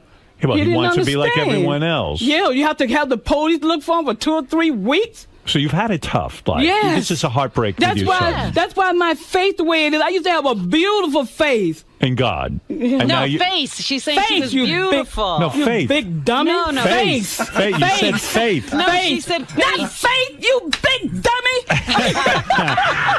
You said faith. Have you ever considered doing the You Red used to have a Fox beautiful story? face. I was going to roll with yo. You're saying you gained weight and your face changed. I was so skinny, you could call me bony. But when you go through a lot of shit in your life, I relate to you. What do you eat? What do you eat that you get so heavy? You eat fried foods? Yes, I do. That's why I said on air, I don't disrespect nobody when they're overweight. I don't give a fuck. I want some company. Let's go out for dinner. All right, I'll take you to dinner, sure. And there came a time when your husband and you split up, and now you have less money, so you moved to a black neighborhood. No, it wasn't black. It's Spanish. Yeah. Black, crackheads, drug addicts, peeing all over the fucking carpet on the outside of my door and shitting and vomiting. That's disgusting for a good person like me to live like that. What did I do wrong? So it was a big adjustment for you to move from this mixed neighborhood where people took care of their homes and stuff to this lower economic neighborhood where people piss and shit all over. Can't you start a community group or something? You know what the community I live in, they can't stand each other. How the fuck am I start You know something what's like funny? that? You bring up a good point. Right. How come, you would think that poor people would value any little thing they have and keep it sacred and special because it's all they got. Yeah. Instead, they're disrespecting where they live. Right. And want to break you in your say house this? and take something that belongs to them. Has your house been broken into? Not yet. God, I prayed about that. Do you have bars on your window? No, Do you have those I have kind of- one bar where, you got on outside, you can't climb in, but somebody left a bar on that window. They had that same insecurity I did when they were living there. So you now live in a black community, and the black people taunt you? Do they? No, Spics do too. Spics too, and Spanish people. Or Yeah, you call them. and stereotype jigaboos. I'm not talking about you good say black spics people. and jigaboos and things like this, and that doesn't. That's not demeaning to the people. Not the good people, just the stereotype ones. I see. All those Okay. emails that I write to sale. But what do they taunt you about? You know, people just mean for no fucking reason. You can have one leg or one arm. They find something to fucking talk about you about. Right. Yeah. No, you're I right. can look my best the way I'm looking now. Some evil bitch or bastard will find out something wrong with me. What will they say to you? You're heavy, or you're. No, they don't say shit like that. You skinny little lizard. Do they think? Do they think that you? Do they think that maybe you have an attitude that you think you're better than everyone? I swear. Excuse me, girl. I swear to fucking God, I don't do nothing. I just walk and tend to my been some stupid spick mistaking me for a spick and start speaking Spanish. I said, bitch, I'm half Italian. Speak English to me. I'm American. I'm Italian black woman. And they get yeah. Do they ever get jealous because you're on the show? Maybe They don't know me. they don't know anything about It's just you. evil out there. Come on, kids. It's just evil. All right, let's say hi to some people. Okay. Alice is I here. want to know. Well, Alice, now you've lost some weight. Are you dating? No, I don't want to go through that. You're shit. into women, Oh yeah, right? I'm glad you brought that. Thank you. I'm glad you brought that. You want up. to date Jimmy Florentine? No, no, I don't want that. Oh no. You don't want him? Okay, let me make that clear. Let me make this He's got big record balls. straight. Yeah. Okay, I'm not gay. Right. I'm not even attracted to women that way. I was just talking over my head. Right. If a woman come on to me, I swear she's gonna get this. What is that? I'm a bust in the lip if she try to touch me sexual. Right. I'm not into women. I have to be straight with you. I don't like women that way. When you were a young girl, did men do things to you that were inappropriate? No, but little black boys used to throw rocks at me. I don't know why, because I didn't want them. It's almost like you were Frankenstein. I mean, people throwing rocks at you and ridiculing you. Female Frankenstein. Yeah, it's terrible. Yeah. Why? It's like I tell them like you. Me and you, I swear, I heard we always talking about black people, white people fucking with you. Most of black people and spicks mess with me. All right, fair enough, fair Okay. enough. All right, fair enough. You're absolutely right. Okay. All right. But you don't want to be bothered with men anymore. No. Dan, you're on the air. Let's say hi to Dan. Oh, here we go, Springfield, these cocksuckers. Hi. Hi, Fred. Yeah, hi. Howard, for the love of God, for all that's holy in this world, give this woman her own show. Yes. Would you like to do a show one time on your I'm better own? than those hacks packs y'all have in here. Hack packs, yeah. Yeah, hack packs. Yeah. And they be sitting through the news and shit. I said, why can't that be me? I just feel that by Artie. Right. Well, maybe you think you can handle it and be controversial? I swear to fucking Christ, whatever you want me to throw the stones No, I mean, you'll at. talk about Britney Spears or... Fuck that crazy bitch. Right. Yeah. Yeah, okay. All right, well, you got the right attitude. Okay. Sonny, you're on the air. Listen, Howard, get this. Shut up, you fucking cocksucker. Your mama's a bitch and you one. I bet you suck dicks, don't you, faggot? Don't you? You Well, let's hear what he has to say. I don't give a damn what that cunt. Well, wait, let's see. You remember what I told you? I don't give a fuck what people Yeah, but I want to hear what he has to say. I don't give a fuck about that animal. If you're going to host a show, you got to hear what they have to say. Oh, okay. The bitch gonna mistake me for a bitch. Go ahead, cunt. Sonny, are you... Go ahead, cunt. I'm not gonna listen Oh, to this. shut up. Wait, cut off the radio. Cut off the fucking radio. Wait, Like when... Alice, let me hear what he has to say. No, I'm going to tell you something. This is about Artie. I'm going to make it clear to every motherfucker out there. You stay the fuck away from Artie. You don't like the way he look. You don't like the way he Why are you defending Artie? Artie made fun of you. Artie made fun of you. Shut up. Artie made fun Just of for you. the fucking show. Just for the fucking show. Bullshit. You a No, man. you a bullshit. Bullshit artist. You bullshit. Bullshit. You bullshit. Shut up, cocksucker. But like I say, those who don't want to listen to Artie, look at her, and stay the fuck away from his way. Say it. There you go. Fuck you, cocksucker. All right, let me hear what Sonny has to Get say. lost, you burn in hell. You fucking cocksucker. Your mama's crazy, so you cunt. You suck dick, don't you, faggot? All right. Sonny, Faggot. She won't let me... You want, Burn let in me speak. hell with Satan, faggot. Because that's where you're going away, you cocksucker. All right. You All right. short dick cunt. Let's say hi to Debbie. Nice. Man, that's good. But you got to let people talk. You know what? Fuck people. All right. Debbie, you're on the air. Hi, 143 Alice. I love you. No, but I'm not. I don't mean it like that. I don't want her to hit me or anything. 'Cause I just love her. She's my favorite caller. But I think she might have Tourette syndrome. Why do you say What the fuck is that, you dummy? She doesn't. She doesn't have that. Right there. I can Tourette's is where you yell out obscenities for no reason. She doesn't do it. I'm not out of control like that, you No. big dummy. No. She doesn't have Tourette's. She wants to No. yell. In other words, Yeah. she's happy. intentional. She That's knows what it. she's doing. All right, let's say hi to- myself. let's take some real questions for Okay. Alice. Bobo, you're on the air. How you doing? How you doing? Hey, Alice. I want to know. What the fuck kind of phone? Excuse me for a minute. What kind of fucking phone you're breaking up? I want to have you have a sister. She's a crazy psycho. Fuck you, like you. You're crazy too, you stinking psycho cunt. You said your sister died. Hey, you know what? Everything that you say about my sister, I hope it happened to everyone in the fucking your family, bitch. I'd strike death on your family and you cunt. What happened to your sister that she died? I can't. Shut up, bitch. I don't want to talk to you because you already going to be crying pretty soon. You're going to be crying pretty soon. Well, get off the fucking phone. Because you're polluting up my ears. I smell like perfume. Now I smell like shit because that's what you sound like and smell Alice, like. what happened to your She sister? had cancer. She had cancer. Yeah. And was she a gregarious person like yourself? In other No, words, she was quiet and sweet, but she could be a bitch just like anybody else when she wanted would she to. yell the way you do? No, she's not a yelling type. She's the silent type. You know, those kind of real dangerous, those quiet Was she type. the only one who was nice to you? Yeah. So losing her was a big blow. Was a big fucking deal. That's why I don't know why y'all label me as crazy. I'm just a builder. Shut up, bitch. Shut up, bitch. Why don't you get on the phone and cut the rest of that little dick you got left? Okay, like I say, that's the reason I don't consider myself crazy. I'm just hurt. Do you think the way you argue with people, like that you quickly snap on Bobo, for example, Fuck Bobo. That's a good name for him. 'Cause you know what they in Japanese? Bozo. Bozo. Oh, I thought you said Bobo. Yeah, Bozo. Oh, well, I bet he is a bozo. I bet he ugly like one. I bet you ugly. I bet you so fucking ugly. Do you think you yell at people quickly because this way they can't get at you first? In other words, no. are you on the defensive? No, I'm like that too, but I don't consider that animal on the phone people. You don't? That thing was born from both fucking men. What about that wig he wears? Fuck yourself, What about too. that toupee he wears, Bobo? Do you That like that? ugly. I told you, he got a name like the devil. You know what those I call them Japanese, something like that. They call Satan Bobo. See, I'm talking Satan right now. Hey, hey, Bowley. Hey, Bowley. Let me wipe that shit you got on your head and wipe the shit off my booty.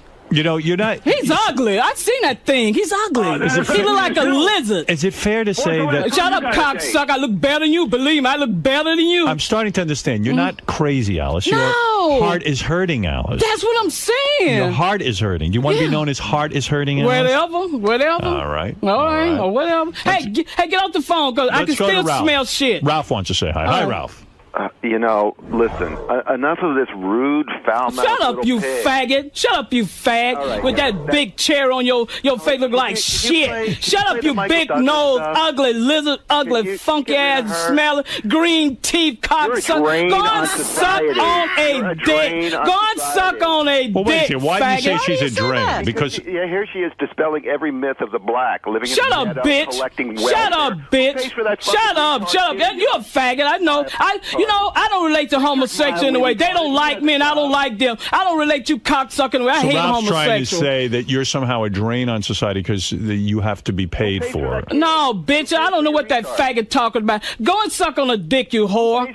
Shut up, you fucking cunt. Let's go to... Go away, you faggot, you ugly ass. Let's go to your king of your people, king of all blacks. Let's go to... yes, King. No, I don't like these people talking to her like that. I mean, Thank you. It don't make sense, man. Howard, you very rude to her, man. I'm not rude at all. Thank you, brother. Have I been rude to you, Alice? Well, you got defensive when I called you a 1% Jew. I don't mind that. Yes, you did. No, I... Yes, you did. Alice, I just want to ask you something, man. I'm going through some tough times with my wife and all that, and I just wanted to ask if you might want to go out to dinner or something. We go to Aquavit or something. Yeah, but you married. I don't go that way. I'm sorry, brother. Listen. I can. Don't believe him. I can He's meet putting you on. Full of crap. I know, but I don't want to go out with no married man. I really don't. Oh, he's full of No, it. I don't want to be with somebody who's making commitment to another person. No way. He doesn't even want to be with a black woman. He's with Hispanic women. No. Well, I could pay for Spanish. King. Sweetheart. Yeah, I'm sorry, King All Black. I can't do it. Let me hear what he has to say. I'm sorry. What is it, King? Baby, please. Okay. I just want to take you out. That's all. We ain't got All right, King. I don't think he's sincere. Alice, He'll stay right in Jersey. Alice, let me say something. You are terrific on the show. Yeah. I want to thank you for coming in to see us. Maybe one day you ought to come on Howard 101. And do a show, yeah. Okay, I will. I will. Probably hook you up from where you live, even. That's you know what I I'm mean? saying. Because I hear the shit on there. You got these hacks pack. I want to know what the fuck you talk hack packs. Who is it you don't like on the I don't say don't say I don't like. You like Elephant Boy, don't you? I love that kid. Yeah. And Bigfoot, when the fuck is he? He's supposed to be here today. Oh, really? Yeah. What happened? I don't know. Fuck. We can't find him half the time. Yeah. And what about Riley? You like Riley? I love that kid. Yeah? Yeah, I love him. You but like him? I could do better because I don't believe in no little green men. What the fuck? Oh, there he is. Oh, there's a green man. He's walking around. It's too much. Oh, look at all the phone calls. Marianne from Brooklyn, what do you want? How you doing, Chaz? How you doing? I love you. Let's do lunch, Alice. Okay. I'm going to leave my number with Will. I got to meet up with you this week before you go back home. I love you, Alice. I love you, look at Marianne from Brooklyn having lunch with Alice. Networking. Hold on. Good luck tonight. Break a leg, sweetheart. Thank you, Angel. I love you. I love you, too. You have your fans. Okay. All right, good for you. Okay. You want to go to lunch with her? I will. Yeah, you're here in New York. You should go have some fun, go around. And Don't just sit in your hotel. It's my hometown. Yeah, Is it? Yes. Yeah, have some fun. Yeah. Okay. You should go see Jersey Boys. Go with her. You want to go with me? I would go with you. Oh, yeah, let me tell you something while you're on there. You remember when the Yankees lost? Yeah, they lost. Can you make it up to me by taking me to the Yankee store across the street? Yeah, right. Why, you want Yankee clothing and stuff instead? Yes, I do. Okay, I'll buy you some Yankee stuff. I love that game, even though they lose, but I love them still. Well, the Red Sox are in. Fuck them. All right, Alice, thank you, and good luck tonight, by the way. You. And it looks like you and Artie are having a date. I didn't realize that. I'll take you to the Yankee store. Oh, okay, thank you. And I'll protect you on the street. They're about to fuck one on the street, I swear. They looking for a fight. I'm not Artie will be... Now, a historic and incredibly popular site for tens of thousands who take tours and visit the haunted house each year, Eastern State's history of horror and darkened silence has certainly not been lost.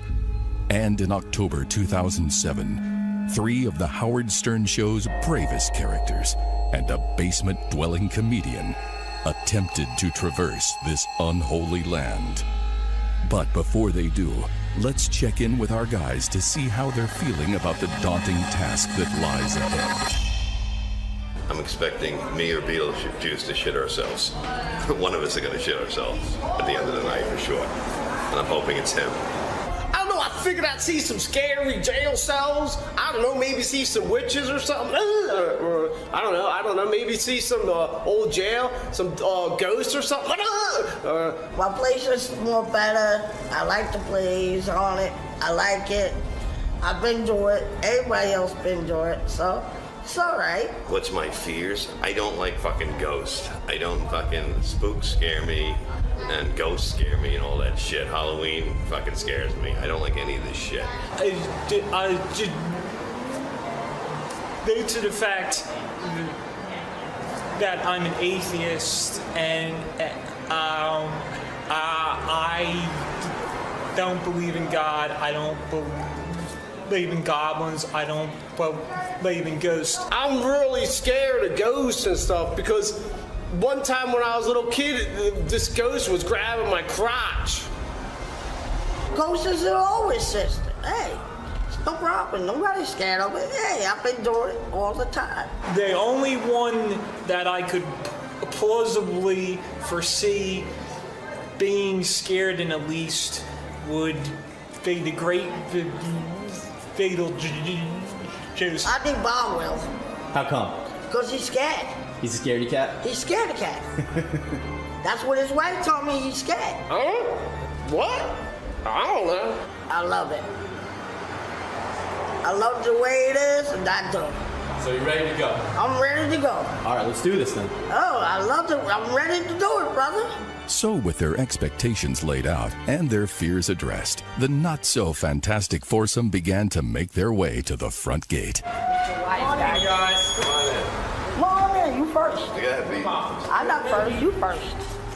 All right, guys, well, welcome to Eastern State Penitentiary. My name's Fran. I'm the site manager here. I'm going to show you guys around for a little bit tonight in the dark. Hope you're not too scared about any accidents or anything. You all right? I'm not scared. You're the one scared. I'm not scared. Yes, you are. Look at you shaking. You're looking a little scared. He's scared, not me.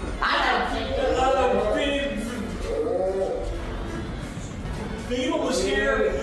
Beetle was here with Al Capone, so he's not. Nah. I have a feeling the ghosts are going to be scared tonight. Yeah, the ghosts better watch out. I did actually, brother. Yeah.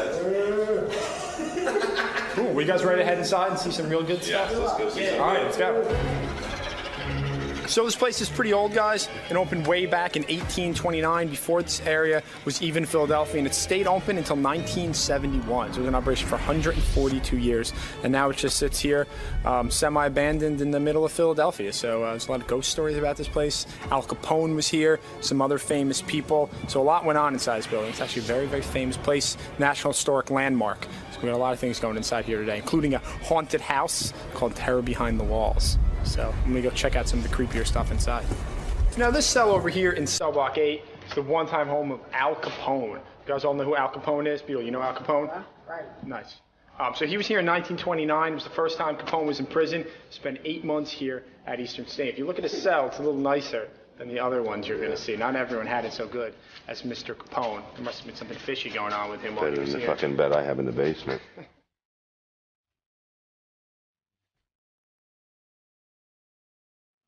So now we're in the center of the entire prison. From here you can understand how the radial plan works. It's a very famous prison design that originated here at Eastern State. I need a volunteer, Beetle.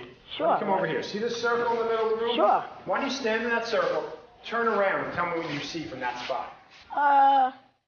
What I see from the spot?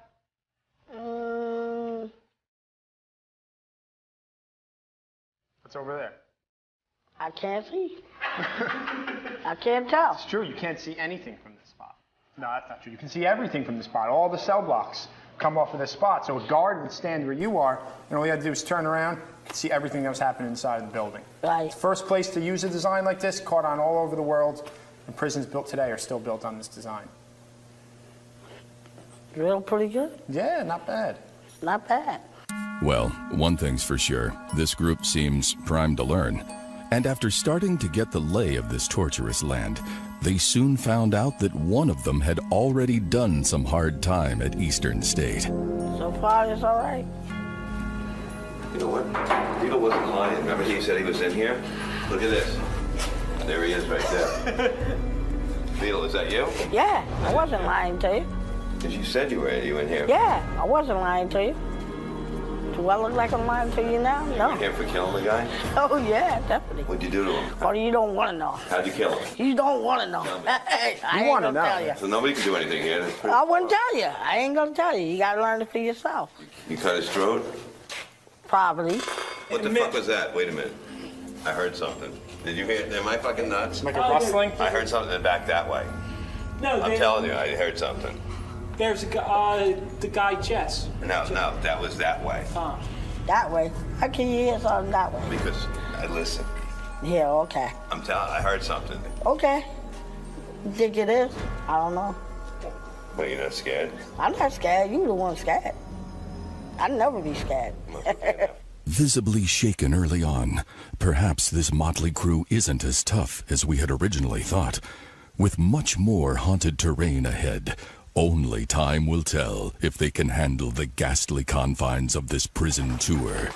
Well, apparently we've picked quite the all-star crew of intellectuals to tour a historical landmark. But enough of that for now. Let's join two sexually questionable morons on Halloween night in New York City. Blah, blah, blah.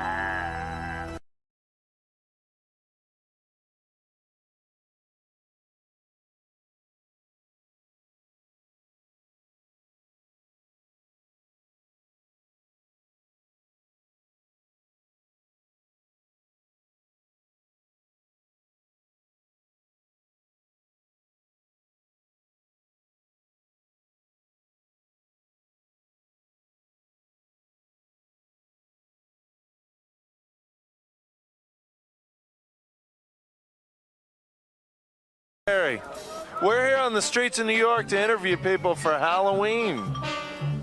Halloween is different in New York. It's not like it is in the average American town. There's a lot of partiers out, the kids are in bed, a lot of crazy people, and we're gonna go see what they're up to. And I want to spread the message that Halloween isn't just for white people. Halloween is for all races, black, white, Asian, Puerto Rican. It's not just for white people, and we're gonna let people know that. And it's for all sexual preferences. So we're gonna go talk to people of different race and sexual preference about Halloween. Let's go celebrate Halloween. Come on. Happy Halloween. So what have you guys been up to tonight? Not much. Just getting ready. Putting on makeup. Are you guys? It's early. Are you guys gay? Yes. Are you guys a couple? No. You're not a gay bunny? What's that? You're not a gay bunny? I'm a Benji bunny. A what bunny? A Benji bunny. I'm just a cute bunny. You are cute. But you're not a couple. We're not. No. Are you interested? You keep asking. No. I think you are. I'm not. I'm serious. I mean, I'm He's kind of a bear. He is a bear. He's a bunny bear. What's a bear? A bear's like a fat, hairy gay guy. See, a fat guy can do well in the gay community? And there is an owl for that. I think girls like the bears. Some girls do. Is your gaydar picking up on him any? Or? Well, he keeps asking if we're together, so I'm wondering why. No, So I got a quick question. Yes. Top or bottom? Versatile. Versatile as well. Oh, cool. Are you a top or a bottom? Oh, I'm both too, but I'm not gay. Hey, look what we have over here. Oh, here's some interesting people. Can we talk to you guys? What would you like to talk about? Hello, darling. Stand back. What's your names? We'll have sliced bunny for lunch. I'm delicious. I'm Portia. My name is Todd. What makes you delicious? Her flavor. What does delicious taste like? appetizer, dessert. But mostly. You guys are dressed as women. Do you ever meet a guy, take him home, and don't tell him that you're actually biologically a man? Of course not. Of course I do that. I would never do that. Of course I do I do that all the time. You do? Do you end what up... happens when that happens? I always tell a man I'm a girl, I take him home and you want to suck my cock. And then what happens when you rip yours out? When you want to suck my cock, I tell him, honey, there's only one woman in the room, and that's me. And I know him, so let me ask the question. Party size. Have you guys ever tried something like a rusty trombone? Or? He drops on the floor. Have you ever seen him drop on the floor? Get down, bitch. Get down and do it. Get down, bitch. Get down there, baby. Do it. Yeah, baby. Oh, no. Baby, take it. You know, you always hear about guys having here. You have a...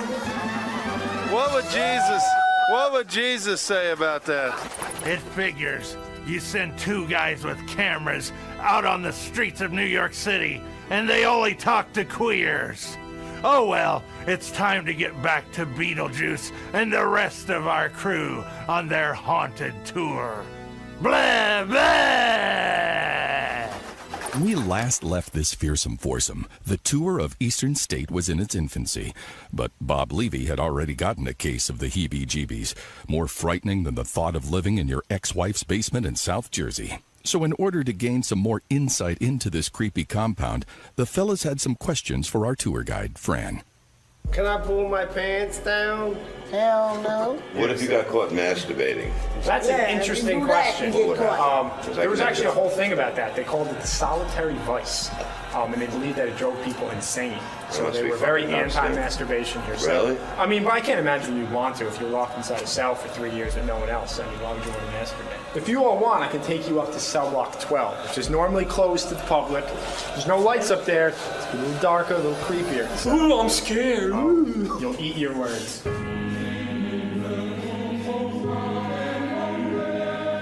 This is said to be the most haunted cell block in the prison. It's not as old as some of the other cell blocks. They opened in 1911, but apparently some of the most dangerous guys in Eastern State were kept here, so maybe they left a little something behind for us.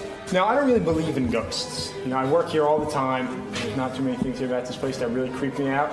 However, I did have one really scary experience in this place one time. I was downstairs on one of the lower levels one day, and I walked up here, and I looked down this cell block, see all these doors here, and every single one of them was open. I walked down the steps, came back just a couple minutes later, knowing that no one had been up here, because I was at the bottom of the steps, came back up, and every door was closed just a couple minutes later. I didn't hear a noise, no one came through, and there's 40 doors in the cell block, and they're rusty and they're not easy to move, and no one would have been able to do that in this short period of time. It bugged me out. It's really the only time I ever kind of got creeped out inside of this place, so. If you guys want to go check out some of the cells, you're welcome to go sit in any of them. Not me. Why not? You're scared? Come on, You've been here. You go. No, I'm going to go. I'll go after you. You're the leader. I'm not the leader. You're the leader. You're the boss. I'm not the boss. No, you got to go first. I'm not going. No, you got to.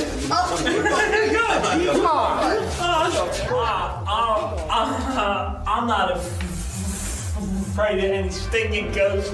Fuck you, ghost. Last cell on the right, said to be extra haunted. You ready for it, Beetle? Yeah. Lead the way, man. I'm not the leader. Come on. You're the leader. You have to lead. Let's go. I'm not I'm right behind you. I got your back. I got your back. No, I got your back. I promise you. I'm right here. Come on. We'll walk sideways. Ready? Come on. I don't know what's going on. You scared? Come on. Yeah, I'm scared. You're scared? Come on. All right. I'll make sure it doesn't happen. Come on. Yeah, okay. What? Just follow me.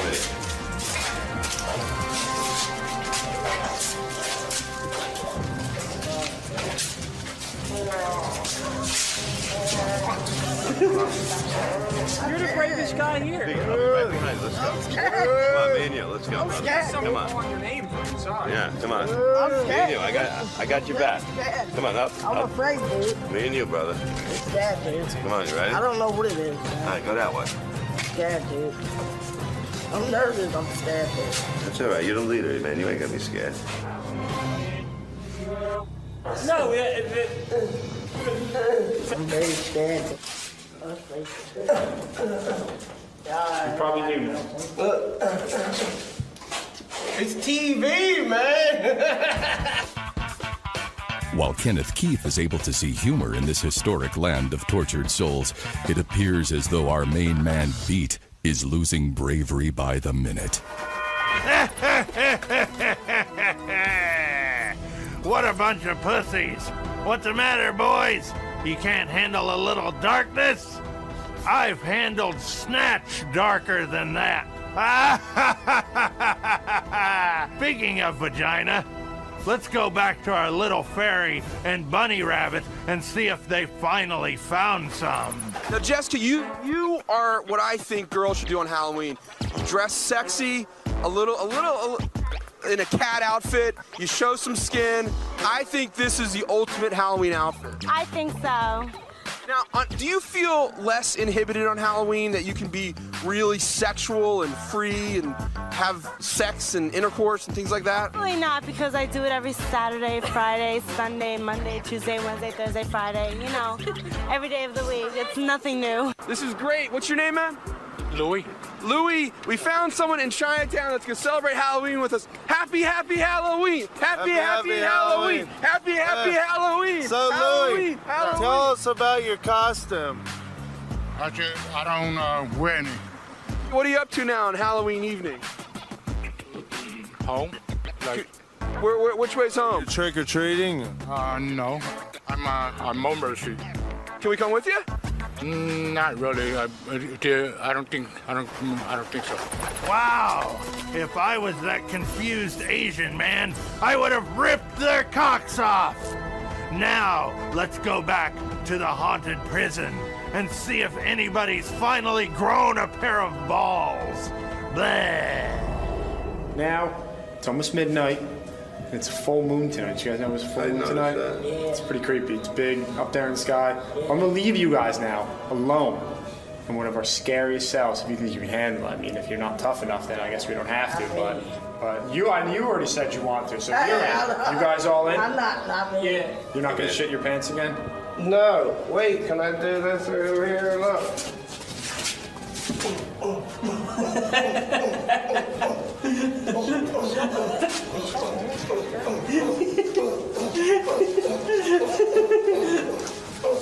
Hey, what do you think he's in for?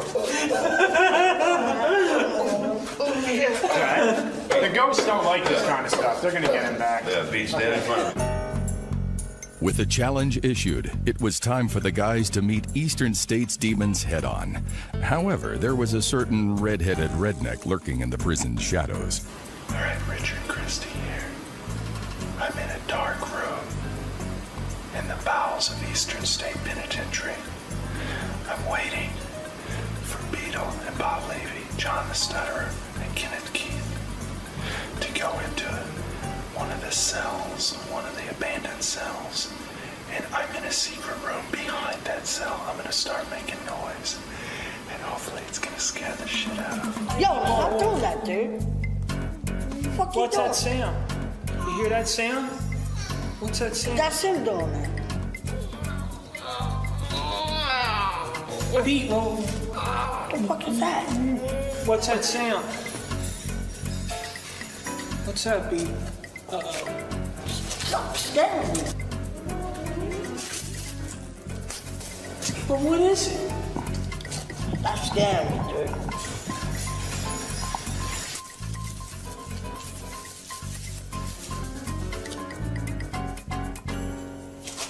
Kenneth, whoa. I'm got to get out of here, dude. I don't know what the fuck it is. What is that? I don't know. Want to look? No. Wait, I'll go look and I'll tell and I'll come back and tell him. Well, why don't you guys go look and find out what it is? What it is, yeah. I'm scared, dude. I'm scared. Let me give it a go. You're scaring me, guy. I'm scared.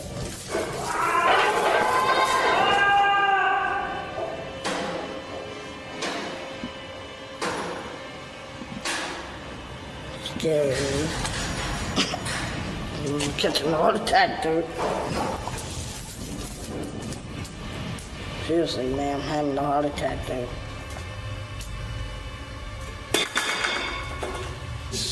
something that the fact that Bear hit me in my butt and Bagger tried to grab me.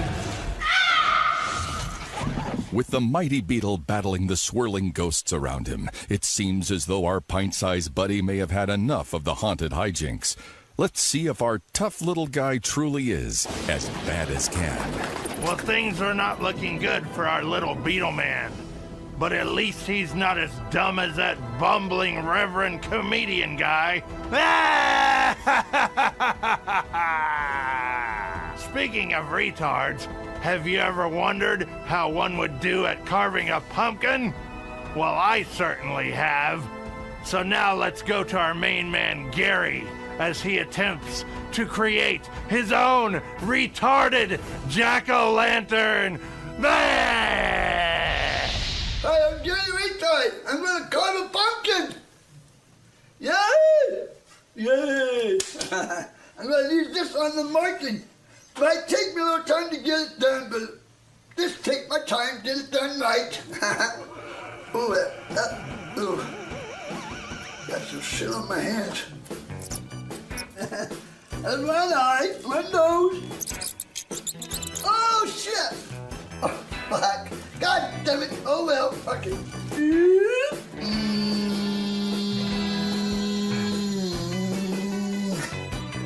Okay, time to carve this son of a bitch. You ready? Carve it up. Howard's gonna love this shit. Beetlejuice is an asshole.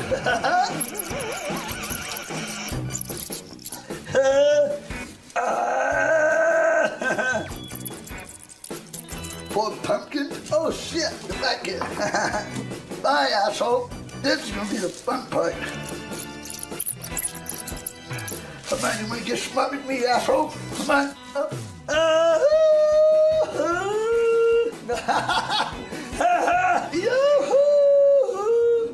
Now they get better? Yeah. Time to dig the guts out. Thunder and lightning, baby. Boobies.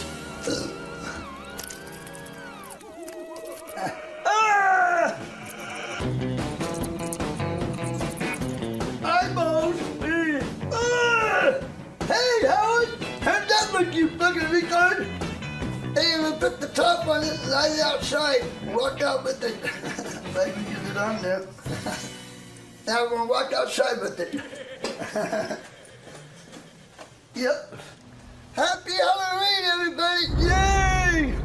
When we last left Beetle and the gang, he was so scared he almost shit his pants in fear. But he does that all the time anyway. You get the point. So let's rejoin our little man and see how this adventure turns out. Blah! Scaring me, man. He really is scaring me, dude. Did you hear that noise back there? I heard something. I thought that was you. No, the Kenneth and I went back to check the noise and something grabbed my leg. The Kenneth is gone. He won't listen to me. We gotta get out of here soon, man. And he hasn't come back. Right, what? You alright, buddy? What? You alright? No, I'm not alright, dude. No, you wanna sit down?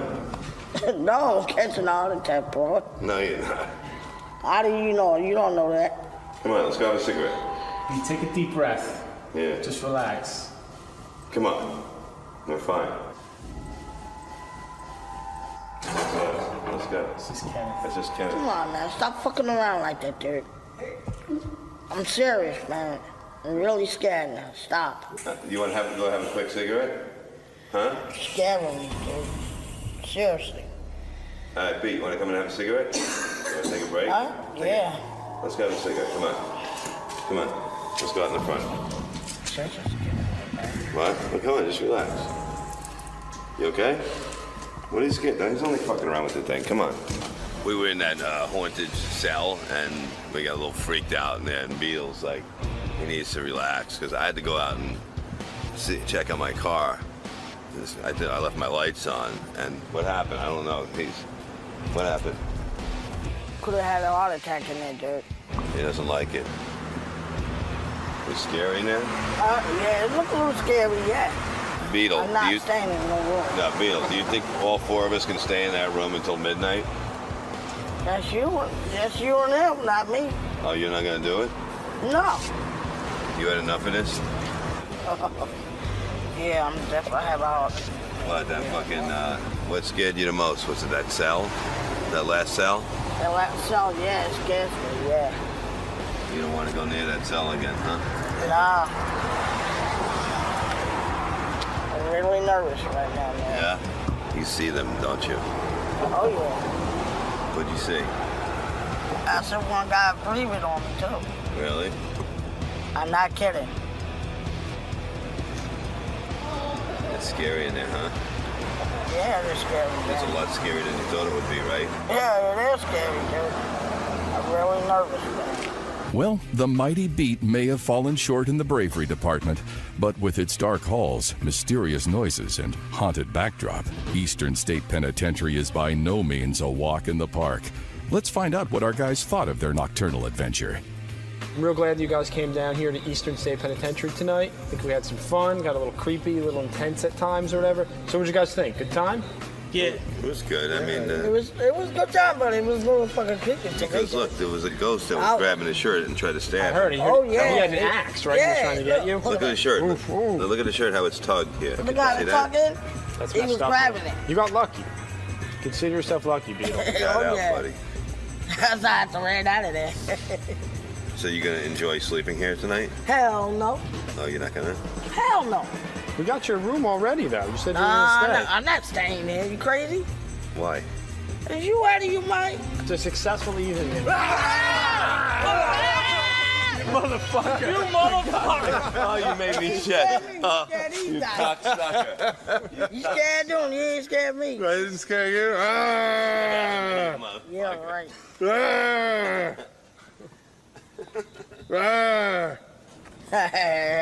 So you think you had a real experience with a ghost tonight? Oh yeah, it was real.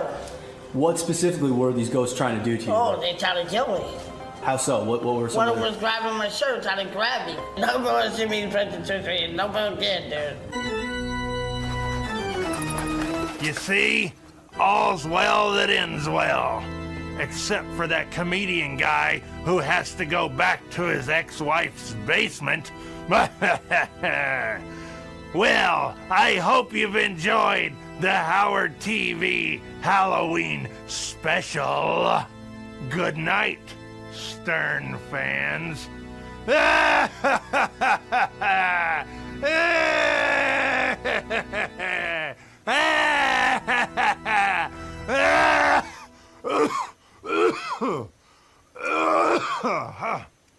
Oh, God. Can I get some water? Oh, thanks.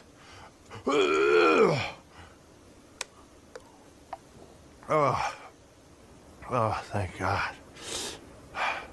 How's your heart, Beetle? Oh, my heart almost died, nigga. I am freaked out. I'm so freaked out, I think I just shit myself.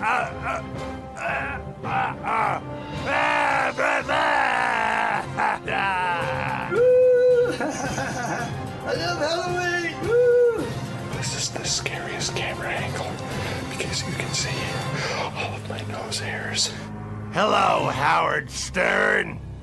I want to suck your cock. Blah, blah, blah, blah, blah. I could have been up a ghost man and the motherfucker almost tried to kill my shirt. He almost stabbed me.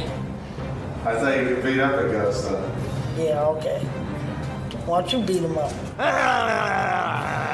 That tiny, cute little cock. My nose hairs are so scary because I haven't clipped my nose hairs in months. All around the head. And then the testicles.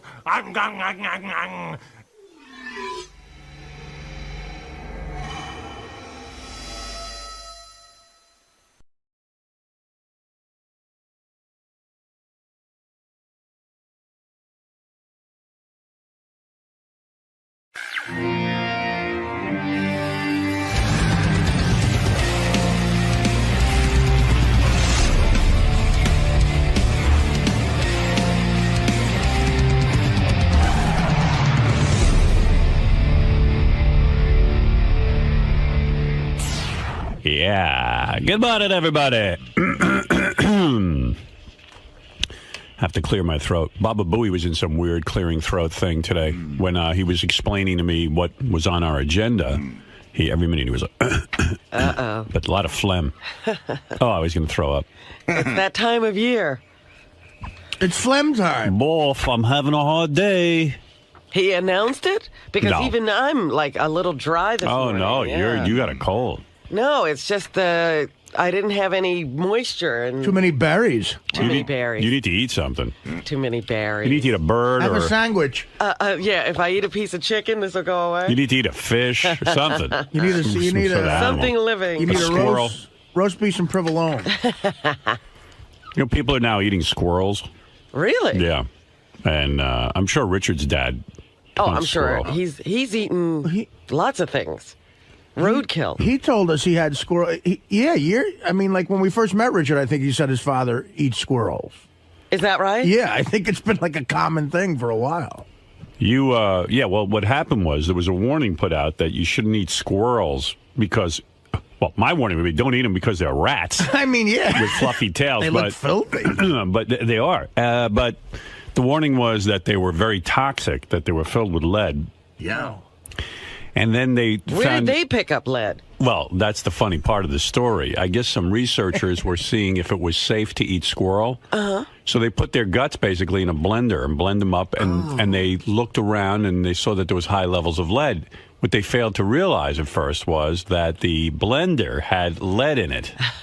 And so the squirrels are fine to eat. I just want you to know that. Did you guys eat squirrel? Oh, yeah, all the time. Yeah. Some guy in the paper said, it doesn't taste like chicken, it tastes like squirrel. It is. I didn't like it. I ate it when I was a kid, and I didn't. It reminds me of rabbit, if you've ever had rabbit. It's kind of similar, like real dark. Well, kind isn't of rabbit meat. supposed to be like a French delicacy, though? Don't is that true? Yeah, but a Robert lot or of- Howard, I don't know. I've never been to Jean Georges. One guy said that he enjoys the leg of the squirrel, the hind leg. Ooh. That's the best part? Yeah. Well, that would be the most muscular. Yeah, your dad, like, he knows no fear. Like, he'll eat anything that lives. Well, the town that he grew up in, he introduced squirrels to that area. He made squirrel raviolis. Well, I guess he What does he mean he introduced He caught a squirrel. I You've guess. never heard of squirrel before? Well, no, there were no squirrels in this town he grew up in. He was a squirrel importer. Yeah, he did, really. He got squirrels from, I don't know, out of Missouri or something. Johnny Squirrel Seed. And he brought squirrels into this town, and they started reproducing. And in a few years, he said they were everywhere, and that's when they started hunting them. So your father's the direct opposite of St. Patrick. He marched the rats into a town. Yeah. Wow. I don't think there are going to be any statues erected to him. I can't imagine. Dang. I cannot imagine eating a squirrel. I look, mean, if if I I was had really hungry, right. I'd eat anything, but... But in New York City and stuff, they're kind of like you see them in Central Park, and they're real cute and stuff. But out in the wild, you just see them running around in trees. They're more kind of like wild animals out there. How many do you have to kill to put together a decent meal? I would think you'd have to eat like six or seven of them. 70. Well, I mean, I'll take if two you're squirrels. if you're 70 like makes a Artie, nice squirrel salad. How many do you have to kill to eat for two? Probably 2 or 3. Oh, really? I'd say 1 squirrel per person. You can get that much meat off of a squirrel? Yeah.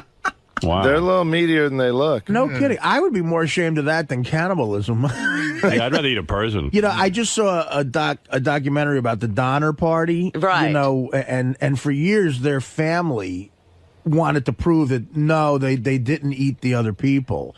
And supposedly one of the women who was a descendant of one of the ones who survived said, "Oh no, now there's scientists have proven that we didn't eat other people. my great grandfather didn't eat another person, but to me, I'd rather eat another person than a squirrel." Right. Isn't it What really were they hard? eating? Isn't it really hard to kill a squirrel? Like, I mean, to actually take your rifle and hit it. Have you ever shot one? I haven't, but my dad does. You said your hit it? father's a great shot. Yeah. And your dad can hit it from how far away? Well, they're probably about 20 to 25 feet up in a tree. Headshot? And well, no. If you hit him in the body, it's almost like all the meat's gone. But yeah, it'll kind of ruin the meat. But yeah, it'll still knock him out of the tree if you hit him in the body. But you want to try and get the head. But What are you using? probably a 308 or something like that, like a rifle or a 22. But And your dad can hit a squirrel on the run? Mm-hmm. Wow. My dad has amazing eyesight. Like, we'll be driving down the road, and he can see a squirrel out of the corner of his eye in a tree that's like half a mile away. And will he run out of the car and kill it just so he'll have dinner that night? No, not usually. He'll just say, hey, look over there. You see that squirrel? Or he'll see a deer from a mile away without even, like, just driving down the road He's a real off hunter. the side. Yeah. That's his thing. Like, he notices animals all around him without even looking for them. Well, who do you think would be better at survival, Chuck Zito or his dad? Who do you want, like, if you're stranded in the woods? Yeah. Yeah, I think you want Richard's dad, but in an urban setting, you want Chuck Zito. Mm-hmm. I think Chuck... They're different kinds of Yeah, animals. because Chuck will organize people and get them doing everything for him. I think Chuck will have better stories, too. I'm Richard's father. He's got some great stories, I bet, He's right? got some wild ones. Richard, grab the wheel. I'm going to get us dinner. So, does your dad ever pull over and go, I'll get dinner, and then just, like, shoot some stuff? Not really, because he's more of a sportsman. He'd go, if he sees it on the side of the road and goes to get it, that's not really a sport. He'd rather go out in the woods and spend a day, going after the animal. That's more sportsman-like. Oh, wow, that's cool. Like, does he have certain rules of fishing, too? Like... real rules. No, not really. Fish aren't like the same. Fish aren't as hard to get. Me and a bunch of my buddies at the Jersey Shore when I was in high school, we had this rowboat we took out by the Barnegat Bridge, and it was nighttime, and we would shine a flashlight on the water, and the crabs would swim up to the light, and we'd net them. And we got busted. The Coast Guard came and said, you can be arrested for that because it's not sportsmanlike. Yeah. There are rules that you got to give fair. It's not fair to the crab. And there's something called noodling that's only legal in Oklahoma. Oh, you told us about that. Where you go and grab the catfish out of their holes in the water when they're spawning. They're like laying their eggs in these holes in a certain time of year, and people can go reach into these holes, feel around, they'll feel a catfish and grab its mouth and pull it out. No. Sometimes the catfish are like 80 pounds, and there's people in Kansas you'll see with their fingers missing, or in Oklahoma with their fingers missing, because they reached in and grabbed a turtle, Wow. Happened there. But yeah, Imagine losing your finger to a turtle. So that's what all those missing fingers are about. Yeah. I was wondering. I knew what the missing teeth were from. I didn't know what the missing fingers were from. Usually noodling, I thought they were all shop teachers. Yeah, your old man's something else, man. Yeah, no, I mean, that's the guy you want, like your father was in Vietnam, too. So that's the kind of guy who goes. Like, they get these tough motherfuckers out there. But then when they get back from Vietnam, they all move to, like, Kansas and get in the rural Because then area. they can still hunt and still kill shit. Well, when I was growing up, all I ate was catfish because he fished all the time. Quail, we ate a lot of quail because he loved to quail hunt. Pigeons. Raccoon. We never ate pigeons. They were too much. I mean, pigeons, I think, carry a lot of disease. So we never ate pigeons, but just all wild game. That's what we lived on when I was a kid. Raccoons is the one that I cannot believe. Yeah. That just looks like nasty It's shit. actually you might as well be eating a ton of squirrels. That's horrible. The squirrel is a little nastier than raccoon. Should Dad and for Mom some ever go reason. to the supermarket and just get like a steak or something to Oh, eat? yeah, they do that too. Yeah, like my dad makes an awesome hamburger too, but just it's so much cheaper and they love the sport and of hunting and fishing. What do you mean? What does your mom do in all this? Oh, you never watched the special on his family. No. She's got a huge part in this. I mean, the dad goes out and kills it. He takes it back to this house of horrors, the barn, and then that's where he skins them. And then you can watch that whole there's a special on Howard TV. I don't know if it's still up there because we rotate shows a lot. But there was one with Richard's parents. And then the dad skins him. And once he skins him, then it's over to Mom. Mom prepares the whole thing, cooks the whole thing. I mean, she spends all day on it because, you got to get that squirrel and raccoon taste out of that meat. I mean, you just can't fry that up and eat it. Is that right? Yeah, she stews it for the whole day. There's onions. There's all kinds of crap. Beer, sometimes you put it in beer. Yeah, you spend the day trying to get rid of the fact that you're eating a raccoon. Right. You know what I mean? You got to get rid of what it is to get it down. It's vile. I like to use cast iron. It seems to cook a little faster than your fancier stuff. Cut it down in smaller pieces. It cuts even faster. Okay, I'm going to cut up that About half a cup of onion to stick in there, and some garlic powder. A couple of bay leaves. There we go.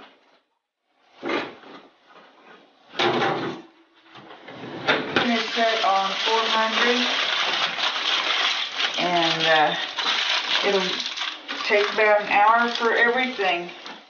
I wrapped up some potatoes and my baked beans.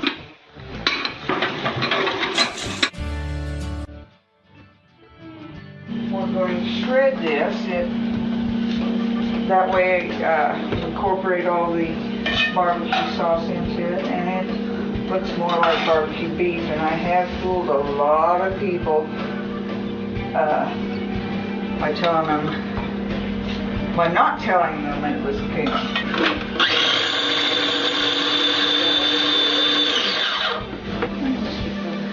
Crock pot with barbecue sauce. It's nice and spicy. Get it all warmed up and just add that to it. The sauce already heated, so shouldn't be much longer.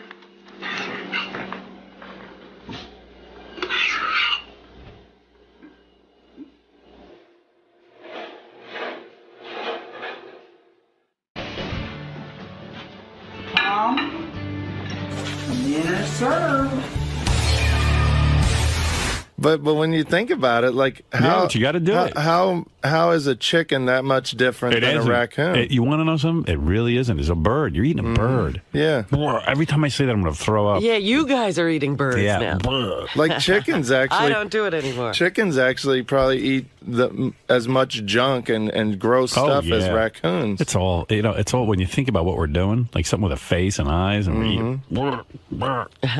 And it's hard sometimes growing up on a farm because we have pet chickens. Like we had one named Shithead, and we had chickens that are tamer that we won't eat, but it's still hard when you get attached to a chicken and then you're eating chicken that And I'm night. sure you've eaten a lot of Shithead's friends. Yeah, that's weird, making one a pet and then eating the other ones. Well, when I was a kid, we had a calf that was my pet for about a year. And then what? Well, then he had to go bye-bye and go to the... But did you beg your dad not to eat him? I didn't beg, but I cried like when we put him in the trailer to take him away. And what'd you like? That's pathetic and heartbreaking. Right. Did your dad like respond at all? Well, yeah, but did he make you eat it? I did eat it. Yeah. He said to you, "You have to eat it." No, I didn't say I had to, but I just did. That's when you're on a farm, that's kind of part of life. You know, I used to feed all the animals, so I knew I was attached to all Does it the make animals. you sad to think about that? It You does. all your little friends. Yeah. Makes me sad that a calf is pretty evolved. You know, they can even follow commands, and they can they think kind of like my dog. I will say to my dog has a bed on the other side of the apartment because she snores. And I go, Bianca, go to bed now, and I'll get you in the morning. And she gets up, and she walks over to her bed. I mean, she's pretty And now evolved. you're going to eat her?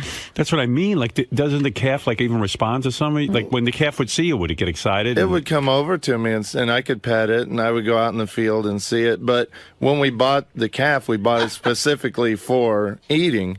It wasn't bought. If it was bought as my that, pet. but how old were you? You were a little kid. I was probably 10 or 11. Yeah, you don't understand that. Yeah. You see this wonderful little creature, and could you imagine eating Bianca? Yeah, that's what I mean. I mean, one day we go, well, we're hungry. But I wasn't as close to this calf as you are to Bianca. Right. But it was something that I would go feed every day and pet. And, usually you're not petting your food before you eat it. Yeah, man, that's tough. Yeah. That's a When hard you talk about what chickens eat, that special I saw on Killer Ants, they got into this village and they got into the chicken coop, these ants, and the chicken were eating all the killer ants. They'll eat anything. It's true. I mean, there's Did the calf have a name?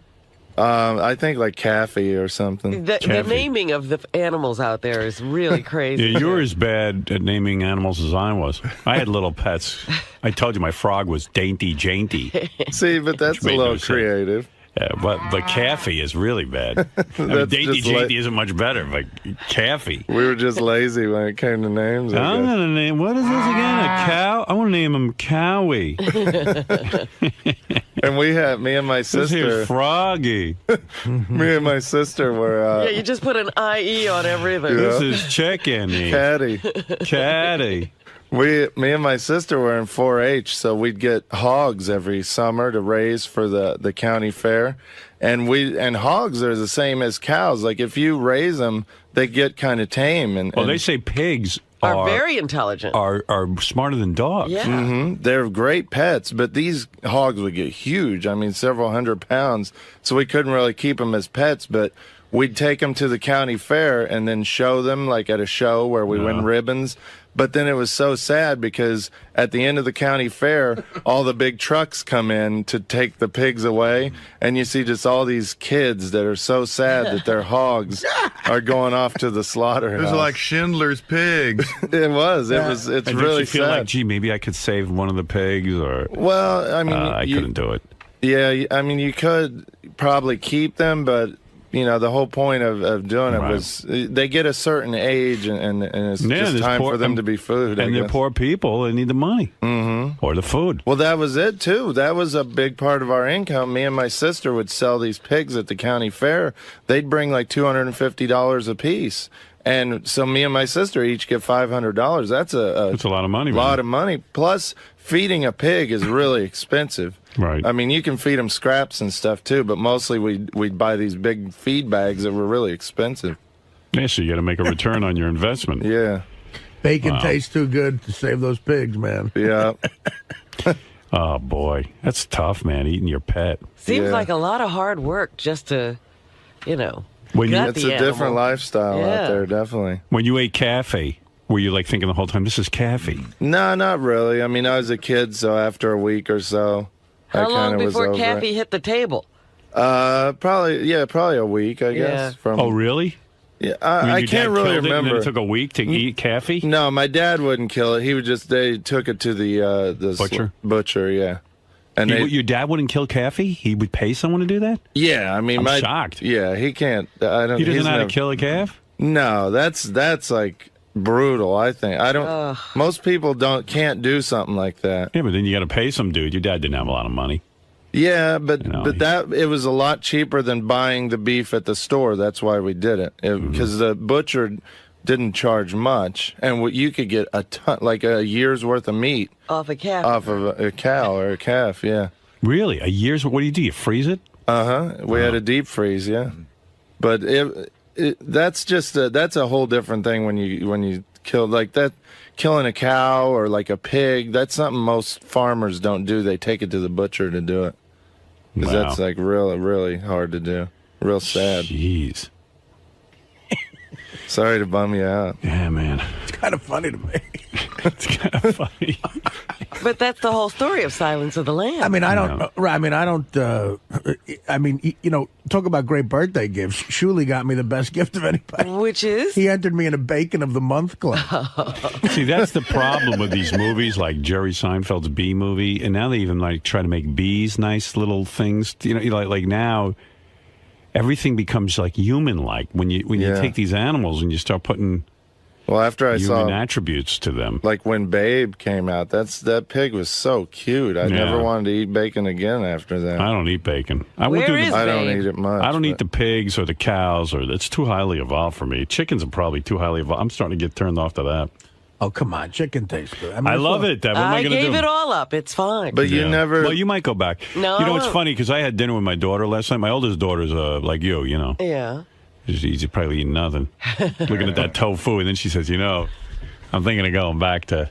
I don't eat tofu even. Yeah, That's too evolved for me. And she actually doesn't like tofu either. Right. She says, but I'm mostly into vegetables, but I'm, running out of things to eat. I'm starting to think about some fish and chicken. I go, I'm some father. I go, order yourself some chicken. Come on. I'd be honored if you did it in front of me.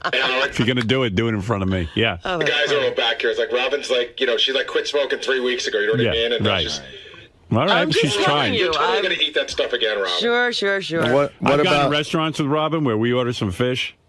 That woman, I've never seen her have sex, but I've never seen a happier face when she's eating that. Right. Oh, I like yeah. gourmet cooking, so that's what we were eating. It wasn't a fish with the bones in and the head on. No. So you cut out fish? Did you cut out milk and cheese? Everything Wow. that comes from an animal. Now listen to her. She has a cold. I don't have really working. Have My a roast nose beef is sandwich. stuffy. No. Have a roast beef sandwich. You're getting a cold. I see what's going on. Fine, we'll see. I'll be fine. What is that voice today? Kill a calf. It's my nose being stuffed out. Too many animals. From too dry air. You need all those colonics. You're still getting a cold. You need some Kathy Parmesan. Look, you're eating fish and chicken. You get colds. But you know, like I go to the strip house and I'll get a big steak with the sauces and everything. It's the greatest thing ever. You never miss that. No, I never liked it as a kid. It used to I used to gag on it. My mother would force me to stand there and eat the fucking steak. I would just. It was But you've had to have been to like a gourmet steakhouse, right? They had a filet mignon or something. Yeah, I don't even remember it. Oh man, I don't even remember it. A good steak, you shouldn't have to put all the sauce on it. Well, I know I'm kind of redneck, I guess, so I love You sauce. got a nice steak at like one of these great steakhouses in New York. You shouldn't put A1 all over that room. No, I don't. Some of the Probably one of Caffey's relatives. I know. I'm thinking about poor little A Caffey. descendant. How old was Caffey when you ate when you ate him? Well, he was still a calf, but he was probably about. I mean, I considered him a calf. I guess he was probably about a year old, maybe. Wow. It's been so How long. much did he weigh? Probably maybe 800, 900 pounds, something like When that. you or would call, 1,000 when you would pounds. say, "Hey, Caffey, come here. It's Richard." Yeah. Would he walk over to you? Mm-hmm. Oh shit! And then he would shit on your foot. And then would he ever like lay down on his back or something and help you rub his belly? No, he never was that affectionate. But he would come over and he would. It was really cute. He'd like nudge me with his head because he knew I had a feed bucket and stuff. And he mostly was friends with me because I brought him feed. But like dogs. Did you like to scratch him and stuff? Yeah, like I would pet him on the head while he was eating, and he'd wag then his I'd tail. kiss him. I never did any of that kind of stuff. Boy, when I used to blow Kathy. I believe I was blowing my dinner. Kathy, come over here. I got my hip boots on. Kathy, come here. You're going to taste so good with ketchup or steak sauce. And then I used to put Kathy's hind legs in the front of my boots, and when I'd fuck him, he couldn't run away. I got a feed bag and a blow job for you, Kathy. He was stump trained. I'd tap him on the head, he'd back up.